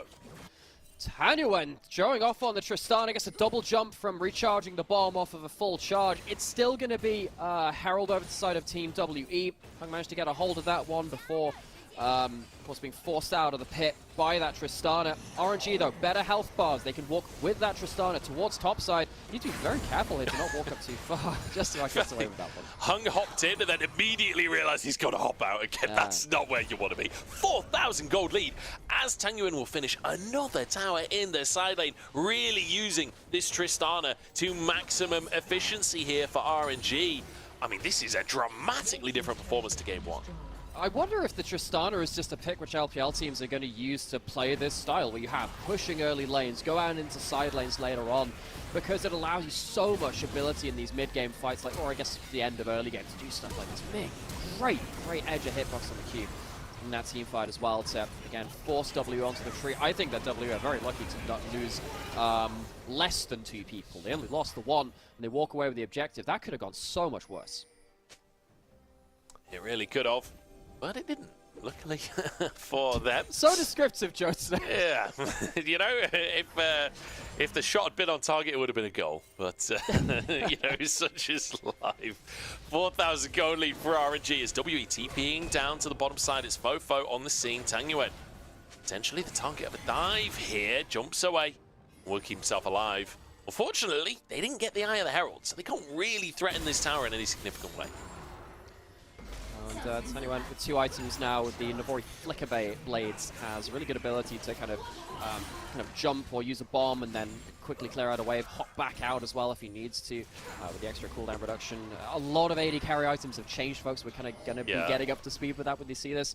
Basically, Navori Quick Blades are gone, replaced by this item. It gives you a load of attack speed now, but it doesn't necessarily give you the same kind of stats and the flat cooldown reduction that it did just before that point. Still just a really good cooldown spike, though, for Tangyuan. Also, Kraken Slayer no longer a crit item, right? Just giving you the ramping damage, and it's not true damage anymore. I mean, that changed quite a while ago at this point, but yeah. Despite the fact that both these items have been changed dramatically, Tristan is still just going Kraken Slayer into Navori. It doesn't matter how much you change them, they're still just the best items. Wayward forced the flash here by Ming, and that should set up for a Drake here for RNG. You know, my least favorite item change is the fact that Lichbane doesn't instantly kill Karthus. I don't know why. It doesn't make it make sense, you know. You've got to instant kill the Lich. I don't know why it doesn't happen that way. It kills blue buff, I guess, and that makes sense. Yeah, it's one of those small interactions, like, you know, any champion with sunglasses takes 1 less damage from Leon. If you buy Lichbane, you should one-shot Karthus at all times. They're all, like, similarly small things. Changes. Yeah. Glad you see the game in the same way for the same way to me. Yeah. I mean, I think Karthus players deserve to be one-shot, but that's a whole different story. Nice bit of body blocking from Ming. Headbutt onto Wayward, and the grab ever so slightly shy.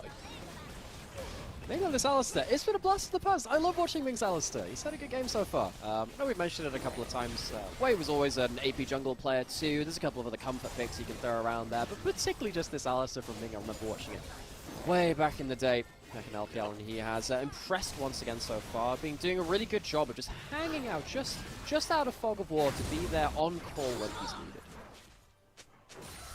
Yeah, fantastic stuff so far. Across the board, honestly, from RNG as well. I think, I'm not really sure what happened behind the scenes after this. Maybe it was just a draft difference. Maybe it was, you know, this is a very different composition to the double lethality comp that we saw in game number 1. That one didn't work out. I like that they completely changed tack coming into game number 2. I mean, I guess the format sort of forced them to some extent. But one thing I will say, on the side of WE, Mark has been totally invisible. The early laning phase from Plompong and Ming doing so much to shut down this Ballista lane that, you know, I'm sure a lot of people at home were very excited for Blitzcrank Kalista to come on through, but it has been lackluster to say the least. So, we could have talked about this earlier into the game, but I feel like after the level 1 it became just less relevant because of the Summoners Blown at that point. You know, typically Ashe has been really good into Kalista, but it's lethality Kalista, so that kind of evens it out. You don't need to auto-attack much, you just throw Qs at people. It's really annoying. The fact that you lose that level 1 so hard, though, means you can't play through that lane in the same way that we would have wanted, which means that the Blitzcrank is locked in lane. We didn't really see, again, what happened after that level 1. I think LP might have cancelled an auto-attack, and again, this is all the way back at level 1, so it's a very long time ago. But the mistake made at level 1, regardless of who we're attributing it to, has meant that Mark has no platform to play the game, and walking up like this is so dangerous. And now if Ming gets to body block you as well and just says, look, you hooked me in, I'm an ulting Alistar, that's bad for you. It means this Blitzcrank has so little value. Oh, arrow lands onto Hung. Ming is there for the combo. Tangyuan with the bomb. And the jungle has gone just as Baron spawns onto the map. It's on a silver platter for RNG. Okay, WE, what have you got left? Do they have any teleport wars? They could teleport to a minion as Wayward, I suppose, to contest, but I think RNG with the lacking HP, Ming, you must be careful there. The isolated target damage from Bofo's QW, the Severing Bolt, definitely not to be underestimated. But yeah, the Ashe Arrow is actually the pick tool, which is working out now. It's not the Blitzcrank throwing things out. It's actually the Ashe which is making the difference in the kind of the null state. And I will say, if we're headed into a meta where things like Ashe AD carry, things like Jhin AD carry, these utility picks are strong, Huanfeng maybe comes back into his own when you think of his peaks as an individual. It has been on these kind of utility setup AD carries and then letting the rest of the team really take over the game. And it feels like so far today, Huanfeng definitely looking better on the Ashe than what he was able to do on the Varus in game number 1. Mark is in the brush. There's a Renekton. Do you need another member here, WE? How many do you need to kill ZD? How many do you need? You have a lot of people here. Well, the resets. You know what? I kind of wish I never saw that. I wish I could take that back. I want to scrub my eyes and my brain of the potential brush play that just... WE were just not on the same page there. No, they weren't. And they just look at ZDZ and they go, can we take him? I don't know. Can you take him? And they just kind of just pass the buck onwards, and none of them end up making the play, and it feels like WE have been really just scrapped of all of their playmaking opportunities. As we've talked about, the Blitzcrank's not really done that much. We talked earlier into the game, well, the Nidalee didn't shut down the Karthus as well. What have you really got left? You have a couple of team fights, but what else? I think the really funny thing, the skill shots go wide there. Like, usually when a Blitzcrank doesn't have much of an impact, you start flaming the player because they're missing all the hooks.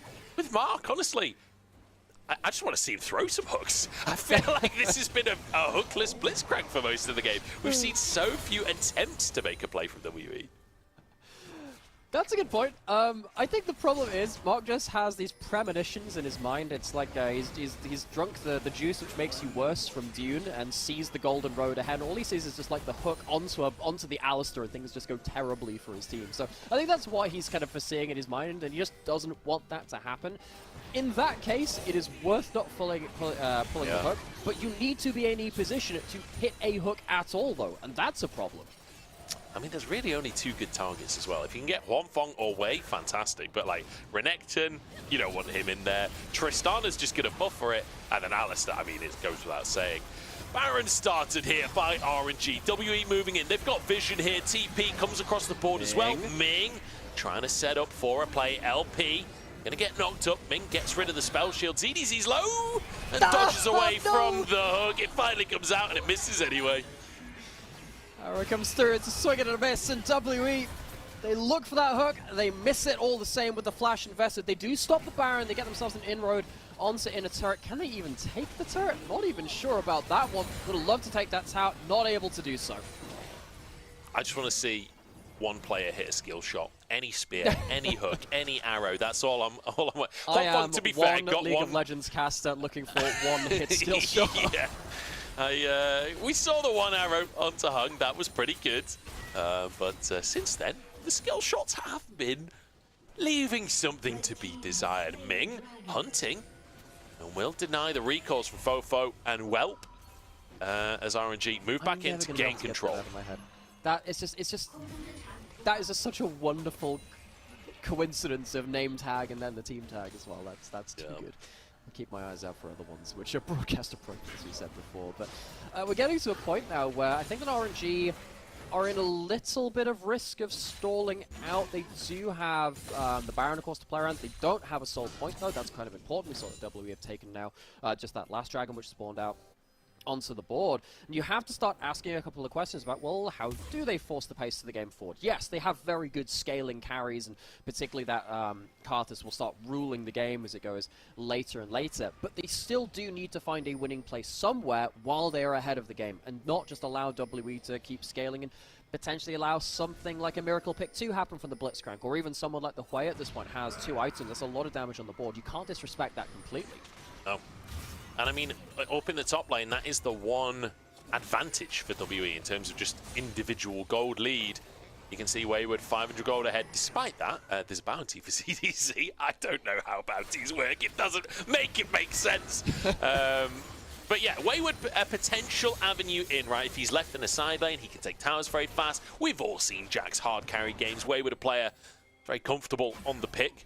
Maybe he can find some kind of flank, some kind of angle. But honestly, I feel like we're fishing for something here for WE because they're still 4K behind. It has been a 4K lead for a long time in this game. TDZ looking. Arrow not going to hit. Not this time, but it will open up an avenue for RNG to take down. Then in a turret split between the solo laners of RNG is the gold from that one. Still no closer to taking Baron, which, I mean, RNG, if they can get a good Baron setup, that can end the game. I'm surprised they're not looking for that a little more. Wayward's up to Hung, and here comes Ming. Wayward, counter-strike, jumps over towards his teammates. Ming just scaring everybody away. No big ultimates used or anything like that as Wayward now on the Baron. Wait, just a pixel away from that one. LP takes a chunk. Tang Yuan hits as well. Little bit of poke back and forth, but ultimately no skill shots landing, and that's what's important.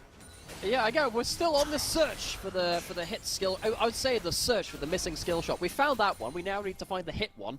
All the same. RNG, they're again stalling out a little bit in that last phase of play. Both Wei and Huanfeng felt like they were in dangerous positions. Wei is still in a dangerous position, and here comes the arrow. Arrow lands. Not really any way to follow up, though. Mark there to protect. Oh, the Spiral of Despair lands! What a shot coming out from Fofo! Absolute sniper from the mid lane. And suddenly, the game is open for WE. But what's happened from Wei and Huanfeng in the last minute and a half? They've left themselves open to 3-4 attempts from WE to finally hit the skill shots. It happens, and now WE might be able to claim some control over the rest of the map. They get some objective bounties, and they keep stalling. RNG, the two carries, which can't be out of position, give way too many opportunities over there. Yeah, look at that fat wave in the top lane that Fofo is about to collect as well. There's about 1,000 minions there. Cannon holding as well. Let's take another look at how did Huanfeng get caught like this? So he's walking up, he gets hit by the Eye of Sauron on the floor. I think Ming honestly should have just taken up his duty as body blocker at that point, just a little bit slow to recognize what had happened to his AD carry. That little skill shot, the ball on the ground from the Hui, can be a little bit hard to judge when it's going to tag onto you because there's a bit of a delay after it lands, but Huanfeng caught out all the same. And to be fair, like, this is a new duo, so a little bit of communication issue perhaps between Ming and Huanfeng. Not too surprising when they're just starting their split together, but certainly something to be looking at after the series is done. Hung and Mark potentially looking for stuff here. Wei steps up. I'm kind of surprised Mark didn't go for a hook there, honestly. But this has happened for the last 2 minutes now. Again, we're keeping that timer rolling. Wei and Huanfeng, they have opened up a couple of different opportunities. Now, Wayward on a flank, has flash, has ult, is level 16 with 3 items. This is the chance, but Ming completely denies it. And the hook is buffered by Tang Yuan, completely rinsed. Arrow goes wide. ZDC now getting into the fray and out of the fray. A whole big fat nothing burger. And it was. I felt like Ming might have misused some of his skills there to keep Wayward out. Wayward had held on to his flash. In fact, he still has. He's still full HP. He can potentially go for another play here too. The fight is not done. The reflank, and he's still got flash, still got ult. Into the pit we go. 4K on the Baron as Wayward dives onto the backside. Huanfeng the target, and in the meantime, it's one for a Baron. WE, they've got to find a fight here. RNG got the objective, but they can't get out. They're on the wrong side of the map, and they're slowly being chased down. The spear denies the recall. The counter-strike in, the severing bolt, and it's only Tang Yuan left. Oh, it's just a commiseration from the skies. The Requiem from Karthus is not a happy one for RNG. They have been in such a good position for so much of this game. They do get themselves one last kill back on from Tang Yuan, but that is consolation at best. Tang Yuan will not let this game go without a fight. He's taking things into his own hands now. Gets the solo kill onto Hung. As Dragon spawns too, but I mean, it's still 24 seconds away, so Wayward pretty comfortable here. RNG, they have been a bit asleep at the wheel. They got ahead of the game. We were questioning earlier, are these going to be two teams that get ahead of the game but then don't really know what to do when they start falling behind it? Well, RNG got ahead of the game, and they get the Baron finally, but it's in a position where they can't stand and fight. The front line gets blasted before any return fire has come through. I'm really wondering whether Wei should have been opening up some of these fights with his ultimate, just to get some poke down to fight back. He's not really found any avenues to do that one either, and WE, they tear apart the front line, chase down the back line, easy as you like, and yes, your Nidalee dies at the end of it, but that's not really changing the outcome here. No. Honestly, I think if Huanfeng just, maybe if he just keeps running, there's a better opportunity. I guess they were just going to get chased down regardless, maybe. I'm just thinking it was a Hex Rift. Maybe there's an angle to get out via the portals rather than just trying to force a recall, but either way, now goes down. Exactly, dude. Now, all I'm saying is the cake is a lie. That's the big takeaway from this one. Tangyuan caught by Fofo, another big ulti, and another solo kill for Fofo! This man's way is unstoppable.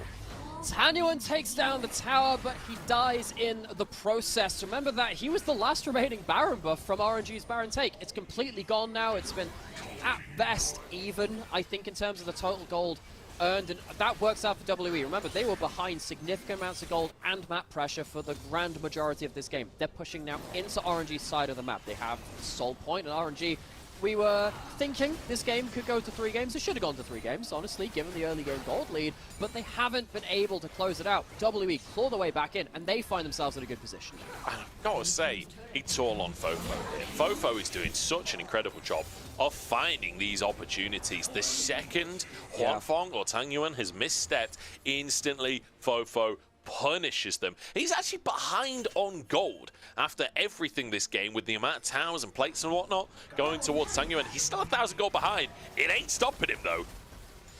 No, it's not. Tangyuan puts the bomb on tower. Doesn't take tower aggro, but takes absolutely everything from Fofo. This is a late game play. We said this is this was one of the pain points around the 2-item mark.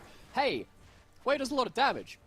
Be careful of that. Be afraid of that. This is now a 3.5 item Wei with a death cap going towards a Crypt Bloom or a Void Staff, one of the two. You need to be so careful of this guy, and Fofo is taking over the game now.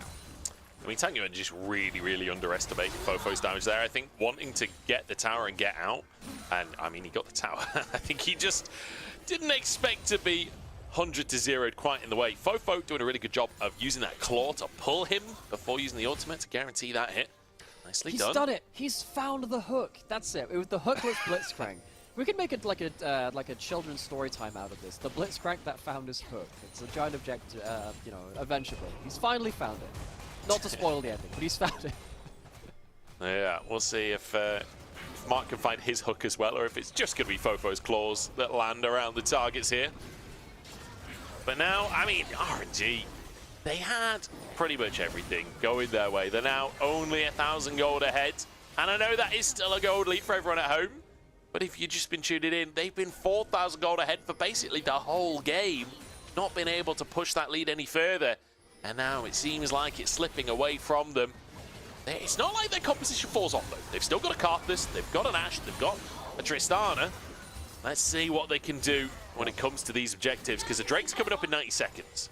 So is the Baron. So we're going to have both objectives up at the same time, and both of these teams absolutely demolish neutral objectives. Both junglers very good at clearing them, and of course, got Ashe, Tristana, double AD carries with shred objectives on one side, and Fofo, and even the without Blister is completely okay for teleport. Oh, Wayward has flash. Huanfeng is in trouble. He does manage to survive, and actually Wayward has to golden himself. He's the one in trouble all of a sudden, and Ming is there to deny his exit. Now ZDZ forcing the rest of the team away, spiraling despair, does a bit. The Crocs pulled back in and obliterated. Bit of an overestimation from Wayward, but the rest of the team still has damage. It feels like the timing was a bit off from one, the flash, and Wayward didn't get the multi-stun, just the one, but then the rest of the team from WE couldn't really follow up in the same way they wanted to, as Ming also dies? Oh, in top river, okay, right. What occurred? I took a sip of my tea, I looked back and Ming is gone. I saw it hover over that, so I thought he was on top side, but I'm wondering if it was the Leandris from a trap. Was that it? Was it Leandris from a trap? I really hope we get an explanation for that, because I don't know. He died at a hex gate in base, by the looks of things, on the minimap. I really don't know what just happened. It must have been Hung, I guess. It's the trap. It's the Leandris trap. It could have been Fofo with a Severing Bolt, honestly. He walks on the trap. Oh, no. It gets swept out. The sweeper from Wei spots the trap, and he walks over it to his death. What a mistake of the maker. It's a disaster here for Ming, and with him down, his team still just goes and does the Baron anyway. The speed at which they just killed that purple worm is absurd. RNG, despite being a support down, still get that objective. It's traded for a Hex Soul, though. So, funniness aside of the death and demise of Ming, really does mean nothing. As you said before, that Karthus slaughters objectives, as does the rest of RNG. You pick that one up. It is Hex Soul from our WE. Can they activate it particularly easily? They don't have the best ability to hit that one. I guess Callista Qs and the Fofo QW is very long range, and that can be very impactful. Can he stop this back? No, they can't just this time. But now, permanent buff given over for the temporary one. RNG need to make the most of this Baron. See if they can get anything. To be honest, so far, they've got the tier 2 in the top side. I'm not sure they're going to get that much more chance to siege, realistically. It doesn't feel like RNG have a massive amount of control of the map. Obviously, they did just back away, so let's see if they regain that control now they're back onto things. Grouping up in the mid lane to try and break that final tier 2 that WWE are still holding on for. Just a quick aside as well, just spotted on Wei, haven't been tracking this that much. Only 3 Dark Harvest stacks have been taken by Wei this entire game in the Carthus. By the way, just in case you're wondering how much value he's gotten out of that rune, but there are a couple of players out there, Big of V2, saying about the first strike being much better, but the siege comes through nonetheless. It's going to be a tower completely demolished in its own right. Arrow comes through, hits the Blitzcrank. Any follow-up? Doesn't look like it. Hunk throwing out those spears. And actually, yeah, I think with the Severing Bolts and the Spears, they do have their ways of proccing this Lightning. If you can land a Spear onto the minions, it will still chain onto enemy champions as well. I'm having to back away. It's RNG. I mean, they've managed to... What? That Lightning just chained from a ward like halfway across the jungle to hit Ming. Yeah, I don't know about that one, buddy. He's been studying under Palpatine, I suppose, and learning Sith Lightning or something. I don't know. That's the best explanation I've got for this one. He really hates sand, that's for sure. Yeah, that was a bit of a weird one. I don't really think RNG get anything else off this Baron. They're going to go for the reset. 50 seconds left on that buff. It's going to time out. So 1,500 gold gained from the Baron, but we're still just about 3k between the two teams at almost 40 minutes into the game. 3,000 gold just does not matter at this point. Our carries are relatively even across the board. We are getting to the point, though. Wei, 3 items, including a death cap on the Carthus. He's even got a blue flask as well, so a lot of damage can come out from this RNG composition in these fights. Same can be said for Fofo, though, who's finished his own death cap. He's on 4 items, and we've already seen him one-shotting. Fofo really, really powerful at this point. We've highlighted some of those key members. Who else can make a difference? Who's going to be disrupting the team fights? I think Ming and Wayward, they can be the players which can kind of stop those carries having a clean team fight. I think that ZDZ also has some jobs as well to try and maybe block 1 or 2 Fofo skill shots without dying, which is a lot harder for him than it is for actually the Alistar, his support. Of course, he can pop that ultimate as well. Fighting over the mid lane now. What have we got? Looking for a hook from Mark. Just getting onto the wave for the time being. No, onto Tang Yuan. And in the meantime, ZDZ forced the flash away. Ming can't get onto the backside, but he's used his ultimate. ZDZ did too. And WE, they've got a wave pushing in the mid lane. WE, what are they trying to do here? They're just trying to stop some recalls. I think they're trying to stop recalls and allow LP to hit turrets in this mid lane, delaying the ability for RNG to respond to the bot side. They can pick up a top side wave as well now. They shouldn't overcommit though, and I think Mark just did. What are we doing? Just take the base, guys. Mark has gone in and actually sent it to a kill somehow. Ming will fall as well. I take it all back. You guys are geniuses. I have put a mere mortal. It's Wei gonna go down to the top side as well. Wayward gonna finish off the first half of his name, as now into the base they go. Fate's call to keep Mark safe from the Carthus ulti, and now WE break this base wide open. RNG, they were ahead for so much this game, had a bit of a stumble, and then an even bigger stumble after that. WE pick up the pieces, they pick off another kill. That's not a croc, not anymore. That is a pair of boots at this point. 5 players still in this one as the wave slowly but surely arriving. Arrow comes on in from Huanfeng. Doesn't do a whole lot to buy space on It stops a recall to stop a teleport that would have come back into the base. I think it's the end of the game anyway. I don't think it's gonna matter. Yeah, that's gonna be the second Nexus tower going down. Just hit the Nexus, and this one is over. They finish off Huanfeng as a bonus in the end. WE, they win an early game and win. They lose an early game and win 2-0 over RNG. I think that's got to be a lot to review here from RNG, though. Their spring was troubled, and they were hoping to hit the ground running here in summer. This has not been the easiest start to. Game 1, I think you can almost forgive them because it felt like WE were very clean about how they played out the game, and RNG didn't have that many tools to work with once they fell behind the pace of the game that far. Game 2, though, realistically, that should have been a dominant win for them. They had huge control over the map as soon as Baron spawned, and they just couldn't capitalize on it. I think their objective setup was janky, and I feel like this team will have an awful lot of building to do, which is not what you want to hear after a 14th place finish in spring already. Certainly not. But Team WE, I mean, starting as they mean to go on is one way to describe it. They nearly made it to top 6. They almost beat NIP in playoffs in spring. Now, slight changes to the roster. They come in strong with a 2-0 victory over RNG. And honestly, doing it in two quite dramatically different ways in these games as well. Fofo especially, I think, has to be the highlight player. Like, those picks that he was able to find during the mid-game really stopped RNG in their tracks. Yeah, I think that Fofo had a great series in general. Wayward walked away with MVP from game 1, but the engine house was the Maokai Tristana, and primarily the Tristana of that duo, actually. Fofo, he's a player which has had some very high highs in the LPL before. He's starting to string together a couple of really good splits back-to-back now, and if that can continue with a bot lane which is more stable than it was in spring, that was the failing point of that W roster, maybe we will see this team finally crest above that top 6, maybe even get towards those, top 4 margin, which they were just on the cusp of at points in spring. Yeah, it does feel like there is an angle here. There is an opportunity for WE here to rise above what we've seen really in recent history. I mean, there was one year where they almost made it to Worlds, Shanks in the mid lane, like that roster nearly made the run, and then they lost 3 straight best of 5s in a row, 0-12 record, and then they went home. It was a very sad story, and it's not been much from WE since that point. It feels like this could be the year where we get a bit more out of this team. Funnily enough, second series of the day, the reason I mention this is Xie, who used to play for WE, is now a positional coach for Top Esports. So the last kind of era, which was really great for WE, probably was back in that day. I don't know whether that's unfair to maybe a year or two after that point where actually WE was still pretty okay, but this team's got a lot of history. It's quite hard to pick out certain points of it. They would love to finally get themselves a year where they're back on that radar again, though, in a bigger way than just mid to just above mid-table in LPL, though. This team's got a lot of history, and they'd love to add to that. Yeah, they certainly would. I hope that they can. I really hope that they can. On the opposite side as well, RNG, I mean, again, there's some work to be done there. That has to be said. I do think that there were promising moments as well, like the level 1 coming out from Huanfeng and Ming down in the bottom side. Ming's Alistair looked pretty good this game.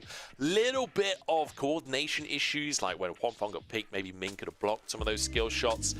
But overall, definitely some positives to take away. I think there is definitely room for improvement for this team, but there's definitely there's some bonuses to take away. There are some positives here to work with. Again, you're so polite today, Joe. I'm trying my best. I'm trying my best. It's a sinking ship. If a Karthus that into hyper late game, if Karthus into hyper late game can't carry your team across that, then there are some issues. Now, it's not always the instant win champion. Sometimes you need lower range composition to have access to your Q damage, but in that kind of game, I wonder whether Wei should have gone for a more ult-heavy style, maybe even building a Malignance in at some point, just saying, look, I'm just going to throw out my ult for poke and stuff like that, and just see what can happen around that, and get yourself a good HP advantage at the start of the fight. Didn't really see that. But then again, I think that RNG struggled to start fights in any meaningful way anyway, so you could question, would that have mattered in the grand scheme if you can't get on top of the enemy team all the same? Yeah, I have to say, I'm kind of amazed that Mark played such a passive Blitzcrank all game, and it was kind of the right decision. Like, they were quite far behind early on, like, finding those fights wouldn't necessarily have been a good thing, and then, like, it's not often that you see a Blitzcrank this passive, and it feel good. I don't know. I'm kind of confused a little bit. We're going to have to workshop this children's book, the Blitzcrank that found his hook. You have to take your time. The journey has to be there. So when you finally get the hook in late game, that's when it matters. Yeah. I mean, he got a couple of good ones during the fights, and like ZDZ certainly feeling those hooks in the later game fights, managing to save and sort of salvage a couple of those plays later on. So good stuff from Mark overall. I'm fairly impressed-ish by LP and Mark. They had one really, really good game. They had one kind of rough laning phase, but then the rest of the game looked pretty decent after that point. So overall, still very, very good stuff. Let's take a look at some of our stats and whatnot coming out of that game. It was Fofo top of the damage numbers. I don't think anyone's too surprised by that one. He definitely had a good game on the way.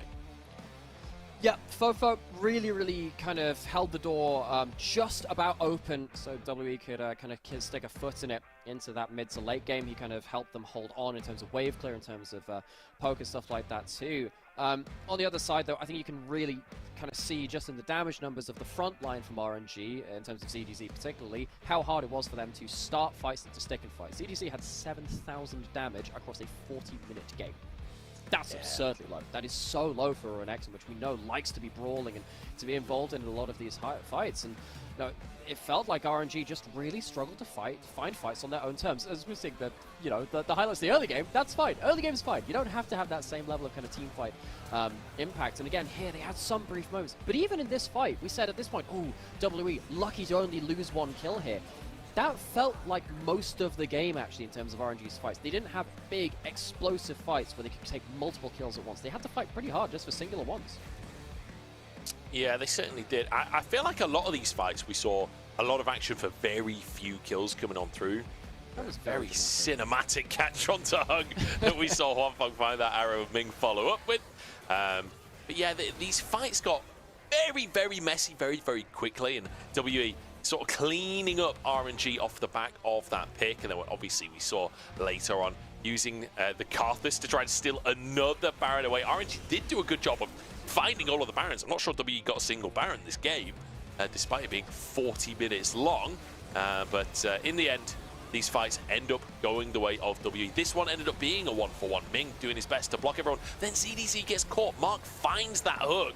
ZDZ, I think perhaps going a little too aggressive. I wonder if he felt like he had to chase for that final bit of damage onto Wayward to actually secure that first kill. This is where things got a bit silly. I actually thought that W might have just lost the game here by Mark walking up too far, but hey, his teammates were close enough to clean up the pieces that W managed to finish the game off of that one. Yeah, from memory, look, it was a long game, folks. From memory, yeah, W didn't get themselves a single Baron. They didn't need it at the end of it, and they ended up walking down towards that base and finishing off an unexpected 2-0 given the way that second game went. This is a very deserved MVP. An MVP with a gold disadvantage at the end of the game. 1,500 gold down by the end of it, but it just did not matter. It was basically full build, only one item away. And yeah, fantastic stuff. We saw multiple clips there. It was essentially Fofo one-shotting someone to turn a play around. So really good stuff coming out from Fofo on the Tristana and on the way. We already knew he's good at these two champions. I'm curious what happens for this team when he's not on those two champions. Can that story continue of Fofo expanding his champion pool? Only time will tell. That's going to be our first series already done and dusted. Yesterday, the guys got 6 games. We've already got our first series done in 2. Yeah, we'll see how the second series is going to go. It's going to be Top Esports versus RA coming at your screens right after this.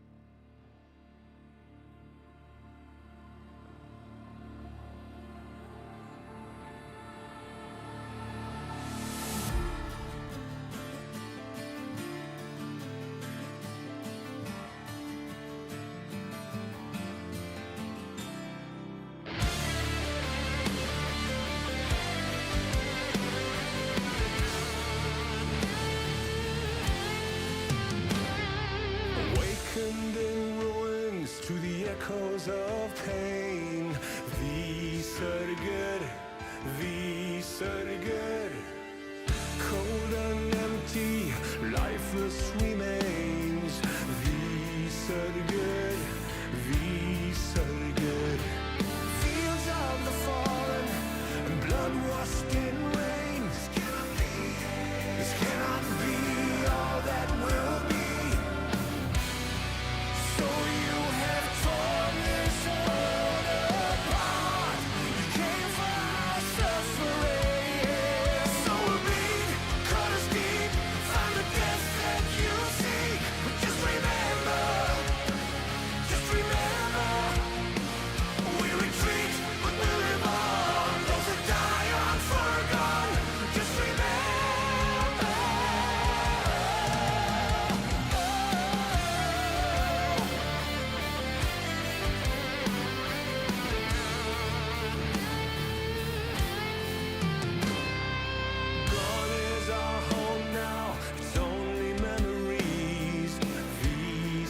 good, be so good. Looking onto a life that can never be. What did you believe? Believe you would find. And so you have torn this world apart. You came for our suffering. So bleed, cut us deep. Find the death that you seek. Just remember. We retreat, but we live on. Those that die aren't forgone. Just remember.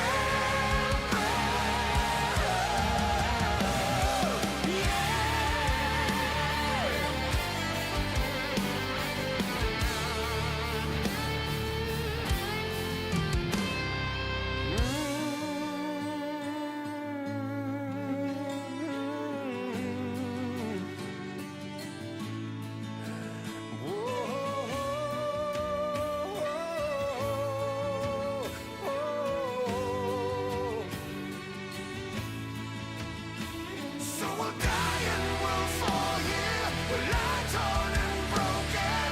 God, but will not be forgotten. We remain and we stand here.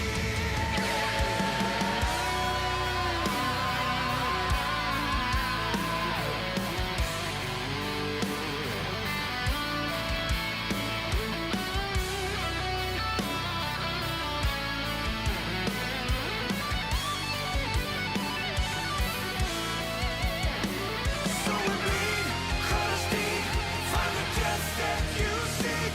Just remember, we retreat, but we live on. Those that die aren't forgone. Just remember. So we bleed, cut us deep, find the death that you seek. Just remember. Just remember. We retreat, but we live on. Those that die aren't forgone. Just remember.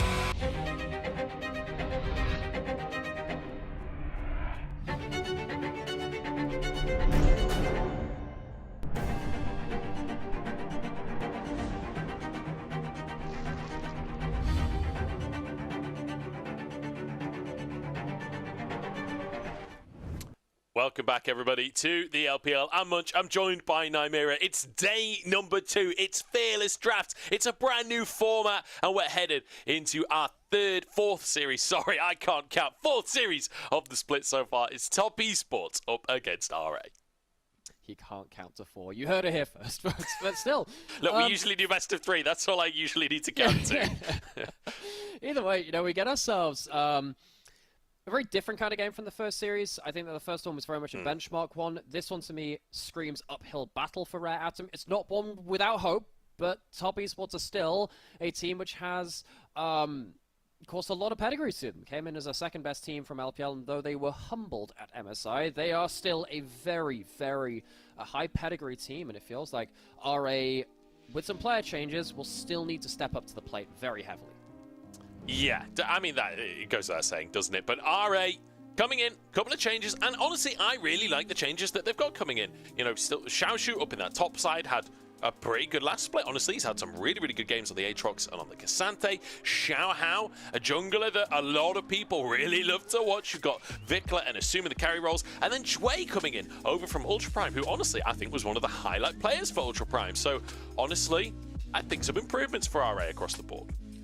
Yeah, I think that RA are they're a team which has had some sporadic moments where you can see that this team has had some good roster building in the past. I quite liked the early roster of spring last year with Cube and Leyen. That was a pretty fun roster. I'm wondering if they've managed to find another roster which could find a way to play on the same page together in a very effective way. I think that Xiaoxiu, as you said, has had some great splits recently. Xiao Hao, despite the fact that he was pretty heavily criticized from his Weibo tenure, this guy has some real firepower too, and hopefully he can bring something to this team to allow them to hit up into, at least in kind of on paper, against top esports who come in as favorites. Yeah, we'll see. Top esports, though, on the other side. Let's take a look at this roster. Obviously, fresh from MSI. No changes in terms of who's going to be playing here today. You can see Shia added to the roster in the mid lane. From what we've seen on social media, that is as a positional coach. I think he's just also a substitute mid laner there. Maokai joining as well. And Top Esports are a team which have in the past had themselves some coaching criticisms from their fan community. Top Esports fans make themselves very vocally known when they find issues within the team, and credit to them, Top Esports have reacted to that. Maokai, a world's winning coach with was EDG back in 2021. He has himself a heck of a pedigree as well. I'm actually quite interested to see how the coaches work in this matchup in particular. To see not necessarily someone who's had very high tier results in the LPL, but he has had good results in the LDL, which already has Fearless Draft. So I'm wondering if whether he has some extra experience at that level to help our rare actors, at least in the very early stages of this split, where everyone's finding their fearless feet beneath them, but maybe just give some questions to Top Esports. I'll have to see. I've got to say, Top Esports are coming in as a heavy favourite today, even with potential draft advantages. I do wonder how things will show up on the Rift regardless. That said, Top Esports just back from MSI.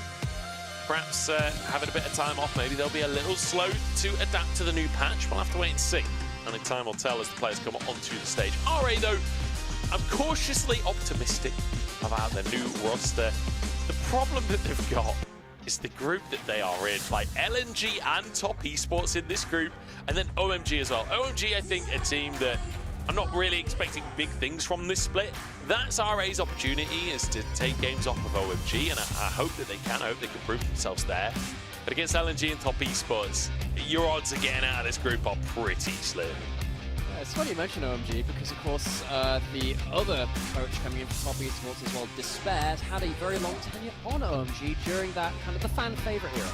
They were pulling out loads of wacky stuff across the board. They were defining the meta with different picks too. So I feel like kind of the disciples of that OMG era have still spread themselves to the wind. We'll hopefully get to see the best of that kind of actually largely friendly matchup. I feel like OMG, when they that kind of squad parted ways, and of course the coaches have seen it, kind of kept on good terms with each other. I want to see that matchup here in this group again later on, and to see whether we can come into that with a head of steam, with a good grip on the meta and the changes to the form.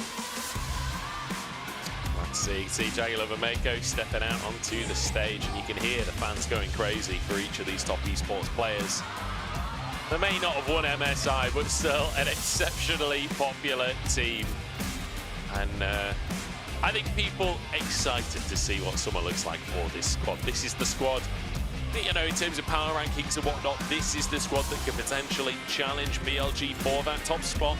This will be their first matchup of the entire split.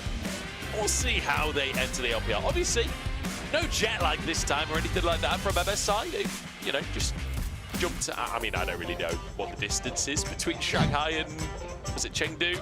Chengdu, yes. Yeah, I really have no idea how long that flight is, but I'm pretty sure there's no jet lag because there are no different time zones in China.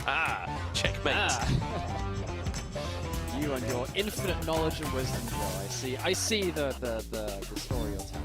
Right, we have to prepare ourselves now, of course, for first draft of the day. We've kind of highlighted the coaches. Coaches in the LPL sometimes give themselves a really big reputation, sometimes towards the negative, but on the whole, we have ourselves a bunch of kind of premier coaches and then a couple of others which build up over time.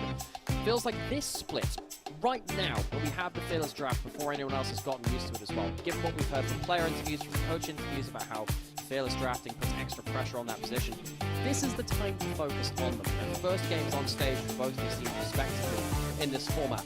This is probably the time to see them at their best work and hopefully give their team a leg up on the grid.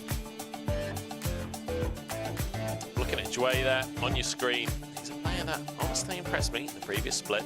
I think him and Xiaohao both coming into this roster is going to be the most interesting thing for me when it comes to looking at RA and how they play. Because Xiaohao, you know, anyone who's watched LPL for a long time knows both me and Jordan were big Rogue Warriors enjoyers back in the day. Xiaohao very much epitomized that playstyle. He stayed with Anyone's Legend after the rebrand for 2 years, and obviously doing the split on Weibo. This is a guy that loved to get aggressive, especially on his Lee Sin.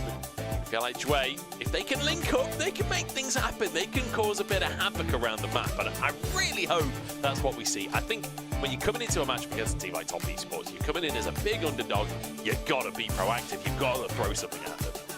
Yeah, I think that's definitely your route to success. Xiaohao, I think last year was probably my vote for most elo-held player of the LPL. This guy was insane on Anyone's Legend. But then it felt like in spring, something that we talked a little bit in the break between spring and summer, and maybe bits of spring as well off the broadcast, where there is a bit of a habit in the LPL. We have promising players on lower tier teams which are really, really in their element, and they finally get a shot at a top tier team. They can't quite carry on that level of success. I hope for Xiaohao that his tenure on Weibo doesn't end up being the end of a very familiar story. I hope he can recover here on Veratson from a difficult start to the year on Weibo, where both him and CDZ, who we saw earlier today, I think those two, despite being teammates on Anyone's Legend before that as well, both of them found themselves at the mercy of a lot of the community and the criticism which went with it. Now, I think here and now, there is a moment for him to steady his feet and continue in the right direction. Well, anything is possible. We'll see if we... I don't know, it just came up on the screen. It seemed like a good response to what you'd said, so why not? I'm just reading the script. It's like an auto-prompt, this. Here we go. Into Champ Select for RA versus Top Esports. Game number 1 here. And you know what? It was the strategy at MSI. Why not continue it in the LPL? Just ban out Jackie Love. And on everything that can make this bot lane really nasty. The thing is, Su is a very confident Lucian and Varus player, so if you're getting rid of them yourself, what are you going to do with the rest of that? I mean, that's going to be an interesting bot lane matchup now. It's going to be that Tristana, very, very popular here in the LPL in the first couple of matches. It's going to be snapped up, but it is at the cost of Jackie Love Senna. I almost want them to lock in the Maokai there for TN, just because, you know, you've banned the Ivan, they've locked in the Tristana. I feel like this is very much a Maokai angle here for RA. But then I suppose there are so many AP junglers right now that realistically there's other stuff you could lock alongside the Tristana. Skarner, open and available. We've seen the terrifying things this pick can do up in the top side. It's pretty much just power picks across the board. About to say, this is kind of S tier for most of the picks locked in. I think you can argue about the where it's not necessarily up there as top tier, but for Cream, big comfort. Yeah. Cream's gone from being the assassin melee only player to we've made a mage out of him, to the tune of many famous songs in that degree too. AP farming junglers though with the AD mid laner. We've seen different flavors of them. We've seen the Maokai, we've seen the Karthus, we've seen the Lilia here too. We did see a Lilia yesterday as well. Xiaohao gets himself something that can do a bit of damage. Mako, the best on this team. May well lock that one in once again. We saw some pretty good Ornn games from him over the last few months, and it will be locked in. I'm assuming that goes to Mako. Can't say that about. No, I know. I was the one team you got. I was joking. We have seen one Ornn top game already this split, so it's possible that 369 does take that tank up to the top side as well. He's up against Ascana, so you can kind of just deal with the farm off up there and scale exceptionally well, so it could be an option as well. Thing is, I feel like Top Esports could have locked in the Nautilus on 3 as well, which removes a lot of the last remaining bot lanes, which are pretty strong in the 2v2. Then banning away the Ziggs, which is good for stuff like the Ziggs Leona and big combos like that. question really is, what are they afraid of left in this bot side? And they say, okay, assume big Kai'Sa player, remove that, even though it's kind of less meta pick right now. There's not much left, so go right down to the dregs for the bot lane champion pool for Rare Atom.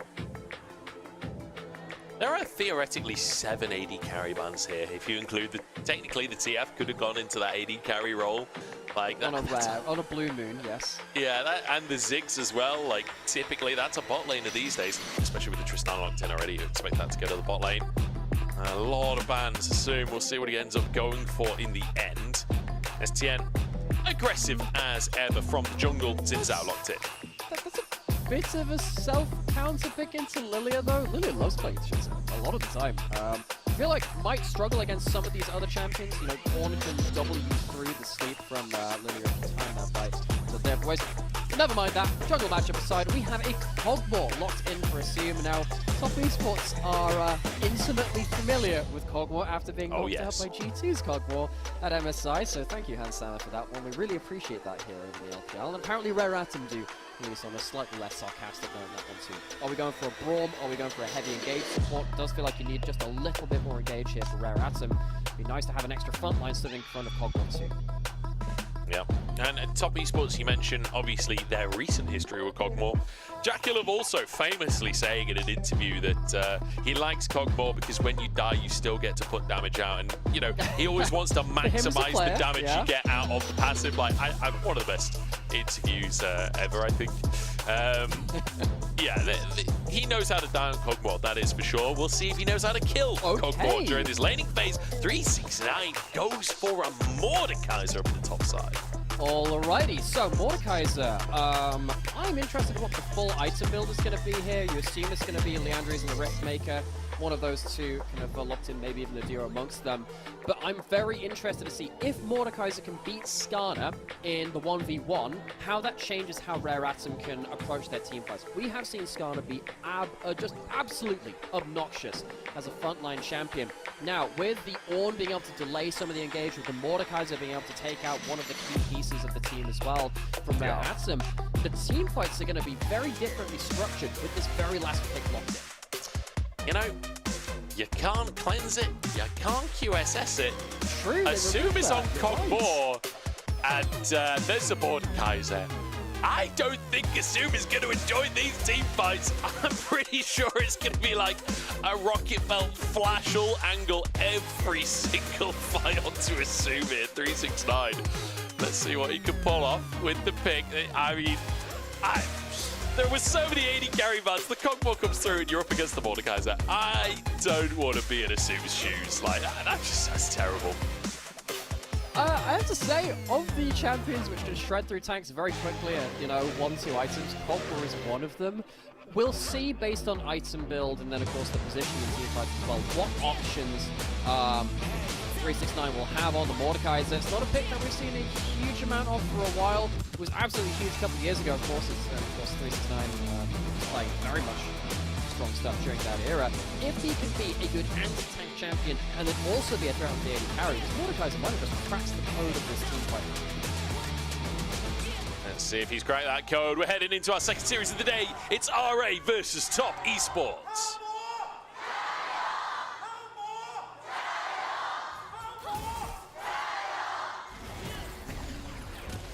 Going straight into the action. Mid lane is already trading Vikla, and Cream just sparring there. Vikla gets a ward at level 1, so we'll hit level 2 off of that first wave. Does make it slightly more difficult for Cream.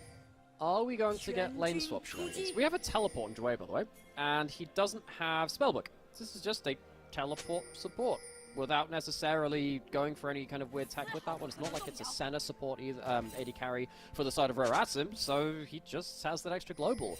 That can help you out in some different cases in lane swaps, but interested to see how Rare Atom can use that now, because this is an atypical pure support summoner to lock in. Yeah, I guess just wanting to match Mako, right? Wanting to be able to respond to the TP plays potentially coming out from Mako. Whether or not that actually comes to fruition, we'll have to find out. No exhaust, you know, no ignite for lane pressure. There will be no lane swap in the end. Mako engaged upon, Assume pops that W and just starts wailing away. Mako feeling the brunt of that trade. It's Jaculov though. One of the things I love about Jaculov's center is how he just finds really cheeky ways to get that second tap of the center passive to get the extra bit of that soul stacking up in this early game. Gets some speed from that first double trade there just by getting the double tap onto both. But they do lose control of the wave, which means that Assume and Dre will be able to allow Xiaohao free access into the bot side of the room, particularly with Tristana helping with that too. Already another trade to the bottom side. Jaculov's getting incredibly low. Assume. Not going to flash for it. Not going to try and overforce things. But level 2 hit. Jaculov very low on HP. Xiaohao moving towards this bottom side as well. We're setting up for a dive angle here, Nymera. Here it comes, and Tien will be here in about, what, 15 seconds odd. It doesn't have that much move speed, of course, from Hope Boots. He needs to get here quick, though. How much time can they buy?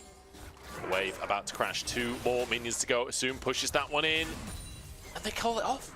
Xiaohao, can he use the presence to go for an invade instead? Jue alongside him, Tien in the area. Both smites available here. This could just be a 50-50. Tien trying to move in. I think realizing that he would just get jumped on. That means Xiaohao could save his smite, potentially contest the Gromp as well. Okay, he's just going to back away. He's completely happy with that. It means that maybe he can even go towards a double scuffle. We'll see exactly what happens with that. Maker being able to recall teleport back in full HP might actually be useful for that one. Same with Dre on the other side. We're going to get ourselves an early recall for a longsword for Assume as well. So back into lane to help keep up that push as long as possible. It's going to be Tien at least being able to secure that bot side scuttle though with the resets all said and done. Xiaohao walks away with a camp steal, which is fine by him. Again, it is a farming AP jungler. Camps can be an objective in their own right. That is an important thing to get. Yeah, moving into the mid lane. The hook slightly wide. The hook, the claw, the grab, the squeeze. Words are hard I'm not today, really sure what word to use for that one. It's a weird ability. Mako looking for Assume at the bottom side. The charge won't find the knock up onto Assume. It will onto Jue, but he just dives underneath that turret. And RA get away with it. That's a cheap double summoner take from Assume though. Veered awkward position. Not really sure what the plan was with Dway hanging out in the brush. Now Tien is caught out in enemy jungle though. Gets the chicken. Vikla jumping forwards a second time. Cream gets a fear and gets his jungler out of dodge. But that's a flash from Tien. So, Jaculov and Mako got something back in the spot side that's important for them, particularly since the first phase of lane felt like Assume and Dway got a good amount of value for that though. However, Cogwalk without summoners feels really bad. It's a big win for them. Tien losing the flash, of course, a negative on the other side too. Tien on this since is going to struggle if he matches up directly against the Lilia. It does feel like Lilia is very strong into that pick in general. So we'll have to see which of these summoners being blown is more important.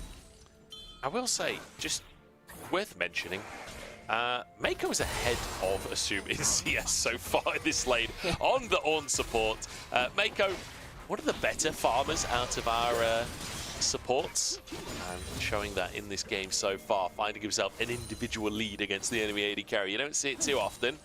We are seeing it here to start us off, and now Jaculov gets to hit onto this tower. The bot lane that started so well for RA feels like it's starting to go a bit pear-shaped. Yeah, and now Jaculov just starting to stack up extra souls, almost at his first range increment as well. From the center 2 on 19 right now has done well, as we said, to just get those double taps where possible. Himself onto the tower too, the extra gold absolutely not going amiss. So Rare Adam, what's the plan?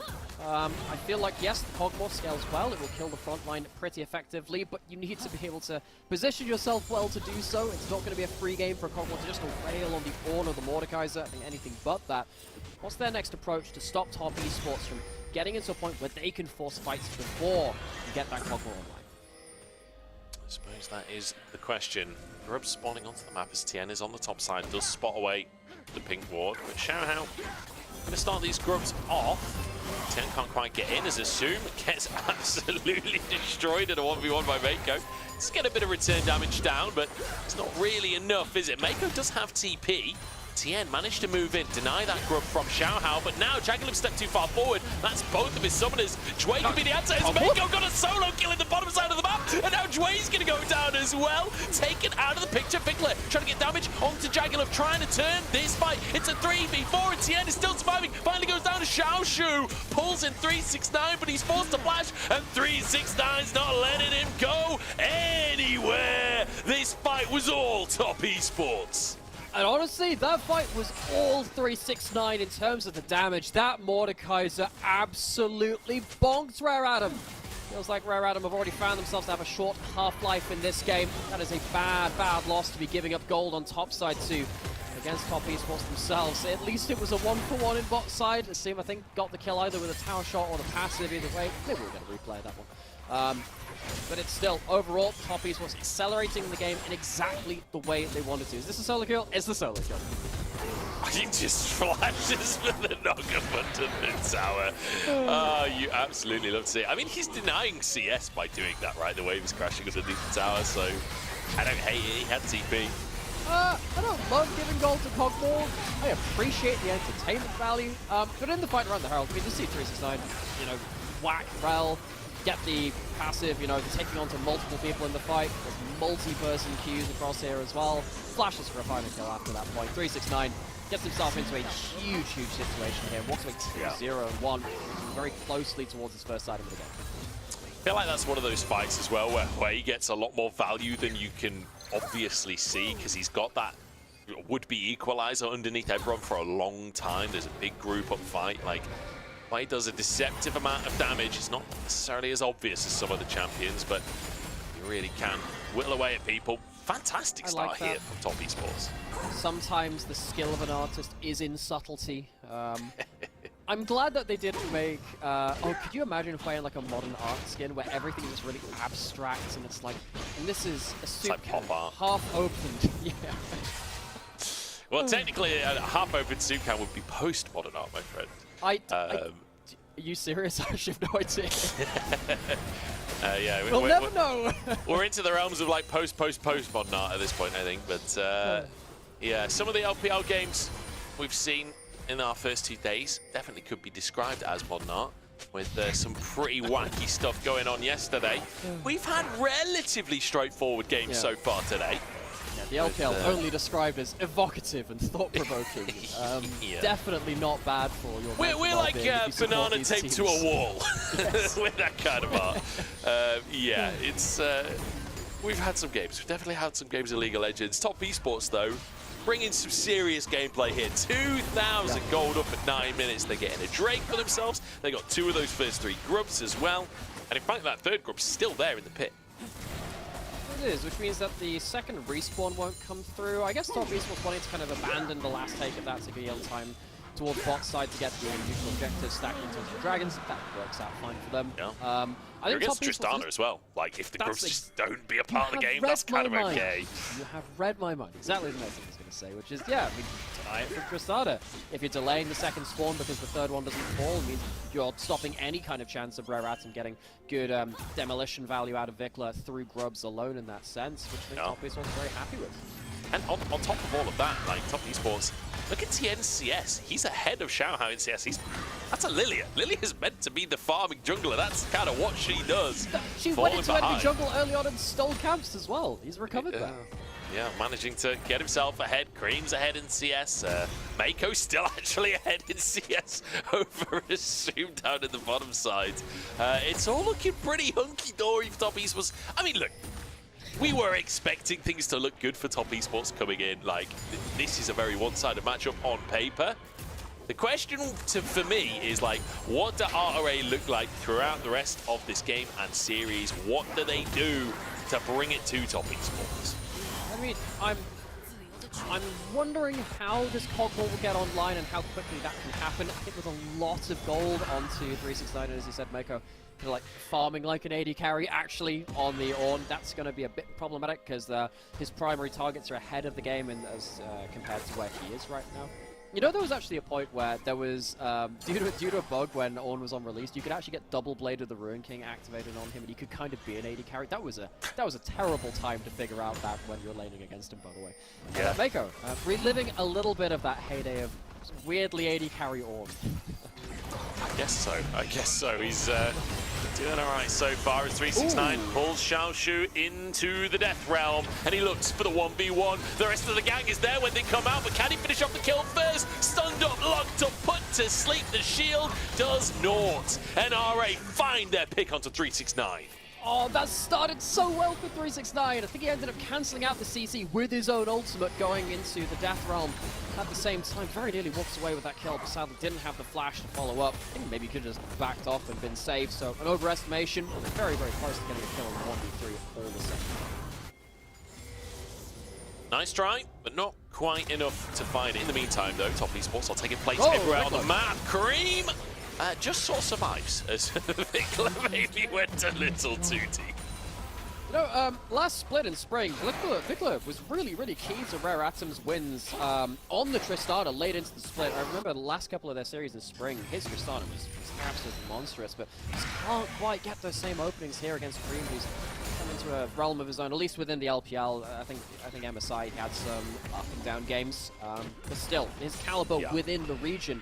Against something like Vikla, just on display that. We're going to get, actually, just after the ability for the second grubs to spawn has gone through, you can see that top piece was finally finish off that first set through 369 as well. So no second grub spawn here, straight onto Herald in that next minute.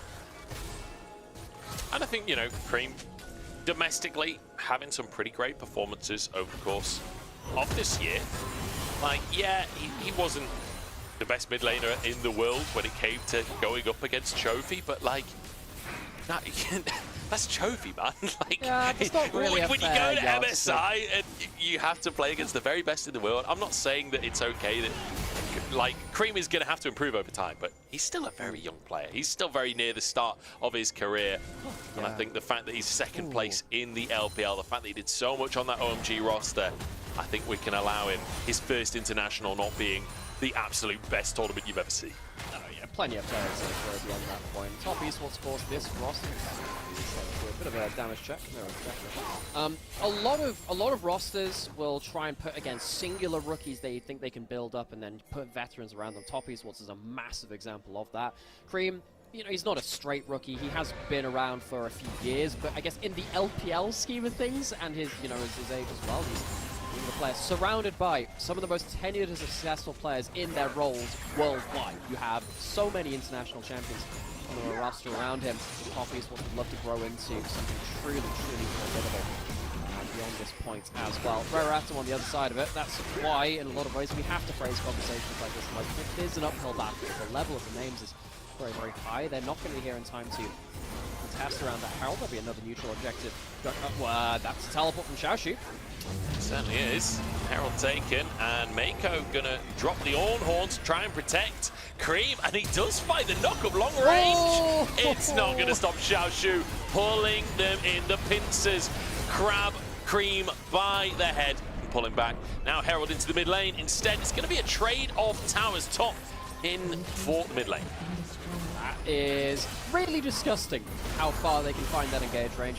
The little pop back of the Skarner ult as well, you're going to get used to that. That thing is so nasty. If you get caught on the edge of the hitbox, you can kind of get just dragged back even further than you expect into Skarner's claws. And Cream, despite the fact that he thought like he was out safe, couldn't quite get to complete safe haven all the same. Where have to at least walk away with a kill there. Yeah, they unfortunately don't get the tower on the top side. That's going to be a TP coming out from Cream to finish this minion wave off. Oh, and he even stops Vikla's recall as well. So even though it's RA making a pick, they lose the tower in the mid lane. They get another Herald charge for Top Esports in their mid lane tier 2. They protect the tier 1 in the top side. I think overall, in terms of gold, it's probably a positive trade for Top Esports. Rare Atom just hate dairy. They just don't want cream. Bro, they just same. they take their they take their coffee Americano, I guess, or something like that.